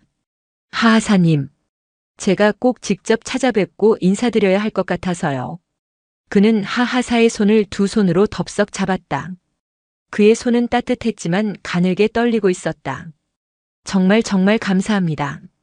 제가 하사님께 평생 갚지 못할 빚을 졌습니다. 하사님이 아니었더라면 저는 제 아내와 그리고 제 아들을 모두 잃었을 겁니다. 그의 눈에 뜨거운 눈물이 고였다. 의사 선생님이 그러시더군요. 현장에서 단 5분만 더 지체했더라면 과다출혈로 둘 다 가망이 없었을 거라고. 하사님이 그 5분을 벌어주신 겁니다. 제 가족의 생명의 은인이십니다. 하하사는 어쩔 줄 몰라 하며 손을 내저었다. 아닙니다, 대위님. 저는 그저 제가 해야 할 일을 했을 뿐입니다. 박 대위는 고개를 저었다. 아닙니다. 하사님은 해야 할 일 그 이상을 하셨습니다. 불의에 맞서 생명을 지키셨습니다. 그건 아무나 할 수 있는 일이 아닙니다. 그는 주머니에서 작은 사진 한 장을 꺼내 보여주었다. 인큐베이터 안에서 작은 손을 꼼지락거리고 있는 갓난아기의 사진이었다. 제 아들입니다. 하사님 덕분에 이렇게 세상 빛을 볼 수 있었습니다. 사진 속의 작고 연약한 생명을 보는 순간 하하사의 마음을 짓누르던 마지막 죄책감의 그림자가 말끔히 사라졌다. 그녀는 자신이 한 선택이 그 어떤 것과도 바꿀 수 없는 소중한 가치를 지켜냈음을 비로소 실감했다. 그녀는 휴가를 나가면 가장 먼저 저 작은 생명을 만나러 가야겠다고 다짐했다. 하지원 하사의 포상 휴가 첫날, 그녀는 동서울 터미널에 내리자마자 집이 아닌 다른 곳으로 향했다. 손에는 휴가 전날 PX에서 동기들과 함께 고심하며 고른 아기 옷 선물 세트와 이른 아침 부대 근처 꽃집에서 산 작은 프리지어 꽃다발이 들려 있었다. 군복을 벗고 오랜만에 입은 사복은 어색했지만 발걸음은 그 어느 때보다 가벼웠다. 병원은 소독약 냄새와 삶과 죽음이 교차하는 특유의 긴장감으로 가득했다.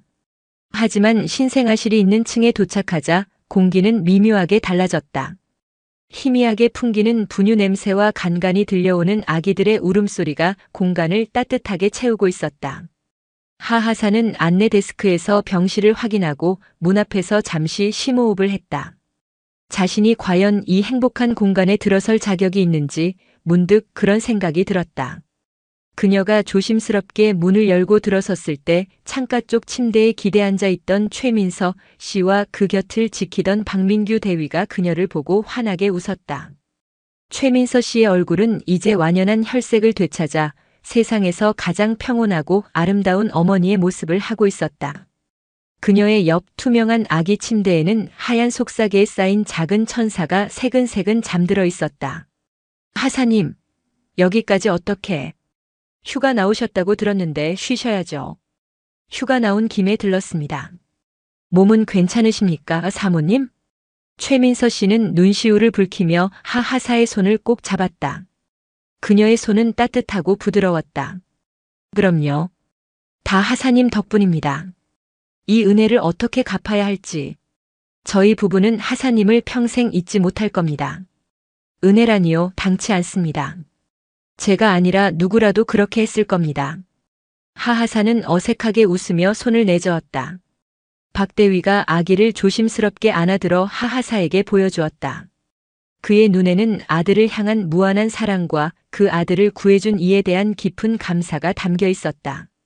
우리 복덩이입니다. 하사님이 아니었으면 세상 빛도 못 봤을 녀석이죠. 아기는 작고 뽀얀 얼굴로 곤히 잠들어 있었다. 오밀조밀한 눈, 코, 입, 가늘고 까만 머리카락, 작은 주먹을 쥐고 있는 손가락. 살아있는 기적이었다. 하하사는 저도 모르게 미소를 지었다. 자신이 그토록 지키려 했던 것이 바로 이 연약하고도 위대한 생명이었음을 그녀는 온몸으로 느끼고 있었다. 괜찮으시다면 한번 안아보시겠어요? 최민서 씨가 조심스럽게 물었다. 이 아이에게는 하사님이 두 번째 어머니나 다름없으니까요. 하하사는 잠시 망설이다가 조심스럽게 아기를 품에 안았다. 생각보다 훨씬 더 작고 가벼웠다. 하지만 그 안에 담긴 생명의 무게는 우주보다도 무겁게 느껴졌다. 작고 따뜻한 온기, 새근거리는 숨소리, 희미하게 풍기는 분유 냄새. 살아있다는 증거. 그녀는 가슴 벅찬 감동에 눈을 감았다. 자신이 군인이 되어야만 했던 이유를, 그리고 그날 자신의 선택이 얼마나 옳았는지를 바로 이 순간 깨달은 것 같았다. 최민서 씨가 미소 지으며 말했다. 아기 이름 지었어요. 하준이라고요. 하준이요? 네. 여름하의 노풀준. 뜨거운 여름날 가장 높은 군인 정신을 보여주신 하지원 하사님처럼 용감하고 지혜로운 사람으로 자라달라는 의미를 담았어요. 하사님의 이름도 저희 가족이 평생 잊지 않기 위해서요. 그 말을 듣는 순간 하하사는 더 이상 눈물을 참을 수 없었다.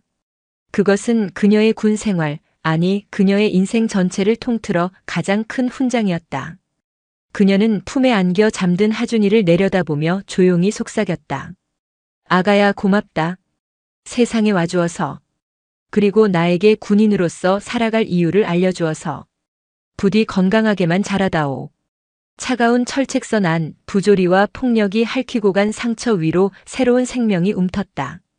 그리고 그 생명은 한 용감한 여군의 신념이 얼마나 위대하고 값진 것이었는지를 영원히 증명해 줄 터였다. 하지원 하사가 포상 휴가에서 복귀하고 일주일 뒤 김유라 중사에 대한 징계위원회가 열렸다. 장소는 사단 법무부의 작은 회의실이었다. 창문 하나 없는 밀폐된 공간은 그 자체만으로도 사람을 위축시켰다. 위원장석에는 대대장 이선주 중령이 앉았고 양옆으로 사단 법무참모와 감찰참모가 배석했다. 그들의 얼굴에는 어떤 감정도 읽을 수 없었다. 참고인 자격으로 출석한 하하사는 담담하게 그날 있었던 일을 육하원 측에 따라 진술했다. 그녀는 김중사를 비난하거나 자신의 행동을 미화하지 않았다. 그저 자신이 보고 듣고 행동했던 사실만을 기계적으로 이야기할 뿐이었다. 이윽고 피징계인 신분으로 김유라 중사가 들어왔다. 미결수 사실에 구금되어 있던 열흘 남짓한 시간 동안 그녀는 완전히 다른 사람이 되어 있었다. 늘 짱짱하게 다려입던 전투복은 구겨져 있었고 화장기 없는 얼굴은 푸석하고 생기를 잃었다. 한때 후임을 쏘아보던 오만한 눈빛은 사라지고 공포와 불안에 흔들리는 처연한 눈빛만이 남아있었다. 그녀는 하하사를 발견하고는 순간 증오에 찬 눈빛을 보냈지만 이내 고개를 숙였다. 그녀의 진술은 변명과 책임 전가로 가득했다. 저는 그저 규정대로 하려고 했을 뿐입니다. 하하사가 너무 흥분해서 상황을 오판하고 돌발 행동을 하려고 해서 선임으로서 그것을 제지하고 보고 체계를 따르려 했던 것뿐입니다. 제가 폭력을 쓴 것은 결코 아닙니다. 그저 실랑이가 있었을 뿐입니다. 법무참모가 날카롭게 파고들었다. 실랑이? 목격자 진술에 따르면 피징계인은 하하사의 멱살을 잡고 벽으로 밀쳤다고 하는데 이것도 실랑이의 일부인가? 그건 하하사가 제 지시를 따르지 않고 계속해서 저항했기 때문에 환자가 하혈하며 쓰러져 있는 것을 보고도 119 신고를 막은 이유는 무엇인가? 부대 내에서 일어난 일은 우선 내부적으로 보고하고 지시를 받는 것이 원칙이라고 생각했습니다. 외부 기관에 먼저 알렸을 경우 그녀의 변명은 길고 장황했지만 그 안에는 자신의 잘못에 대한 반성은 조금도 없었다. 오직 어떻게든 처벌을 피하려는 비겁한 자기 방어뿐이었다. 진술이 끝나고 위원장인 이선주 중령이 마지막으로 그녀에게 발언 기회를 주었다. 김유라 중사, 마지막으로 하고 싶은 말이 있나? 그 순간 김 중사는 무너졌다. 그녀는 자리에서 일어나 무릎을 꿇었다. 그리고 울부짖기 시작했다. 제가 정말 죽을 죄를 지었습니다. 제가 잠시 이성을 잃었습니다. 하지만 제 15년 군 생활을 이렇게 끝낼 수는 없습니다. 제 인생입니다. 제발 불명예 전역만은 면하게 해주십시오. 어떤 처벌이라도 달게 받겠습니다. 계급이 강등되어도 좋고 최전방 격오지로 발령 나도 좋습니다. 제발 군복만은 벗기지 말아주십시오. 그녀의 울음소리가 회의실을 가득 메웠다. 하지만 위원들의 표정은 변하지 않았다. 잠시 후 이선주 중령이 조용히 입을 열었다. 그녀의 목소리는 차가웠지만 그 안에는 지휘관으로서의 깊은 고뇌가 담겨 있었다. 김유라 중사, 그대의 15년 군 생활이 소중하듯 그대가 외면했던 한 여성의 삶과 태어나지 못할 뻔했던 한 아이의 살 또한 소중하다. 군인은 국가와 국민의 생명과 재산을 보호하라고 존재하는 것이지 자신의 안위와 경력을 보호하라고 존재하는 것이 아니다. 그대는 어제 군인으로서의 명예를 스스로 버렸다. 그녀는 판결문을 읽어내려갔다. 피징계인 김유라 중사에 대해 직무유기, 직권남용, 폭행 및 협박, 군인 복무규율 위반 등의 혐의를 모두 인정하여 육군 규정에 의거 파면에 처한다. 파면. 그것은 군인에게 내려질 수 있는 가장 무겁고 불명예스러운 징계였다. 김유라 중사는 그 말을 듣는 순간 실신하듯 바닥으로 쓰러졌다. 그녀의 길고 길었던 군 생활이 가장 추악하고 비참한 방식으로 끝나는 순간이었다. 하하사는 그 모습을 말없이 지켜보았다.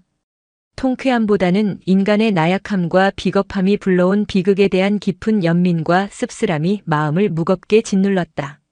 시간이 흘렀다. 부대를 떠들썩하게 했던 사건은 사람들의 기억 속에서 서서히 잊혀갔다. 김유라 중사는 파면 처리된 후 민간인 신분으로 부대를 떠났고 그 뒤로 그녀의 소식을 들은 사람은 아무도 없었다. 하지원 하사의 군 생활에는 많은 변화가 생겼다. 그녀는 더 이상 융통성 없는 FM이 아니었다. 그녀는 신념과 용기를 가진 참군인의 상징이 되었다. 선임들은 그녀를 존중했고 후임들은 그녀를 진심으로 따랐다. 그녀는 여전히 원칙을 중요하게 생각했지만 이제 그녀의 원칙 안에는 사람에 대한 따뜻한 이해와 배려가 자리 잡고 있었다. 어느 날 새로 전입 온 신임 하사가 근무 중 실수를 저질러 고가의 군 장비를 파손하는 일이 발생했다. 모두가 징계를 피할 수 없을 거라고 수군거렸다. 하지만 하 하사는 그 후임을 따로 불러내 혼내는 대신 밤을 새워가며 함께 장비의 매뉴얼을 분석하고 수리 보고서를 작성했다. 그리고 다음 날 대대장에게 찾아가 자신의 관리 감독 책임을 인정하며 후임의 선처를 부탁했다.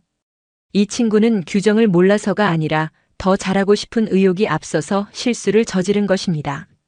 처벌보다는 제대로 배울 수 있는 기회를 주시는 것이 부대를 위해 더 나은 선택이라고 생각합니다. 그녀의 모습을 보며 사람들은 그녀가 단순히 운이 좋아 영웅이 된 것이 아님을 깨달았다.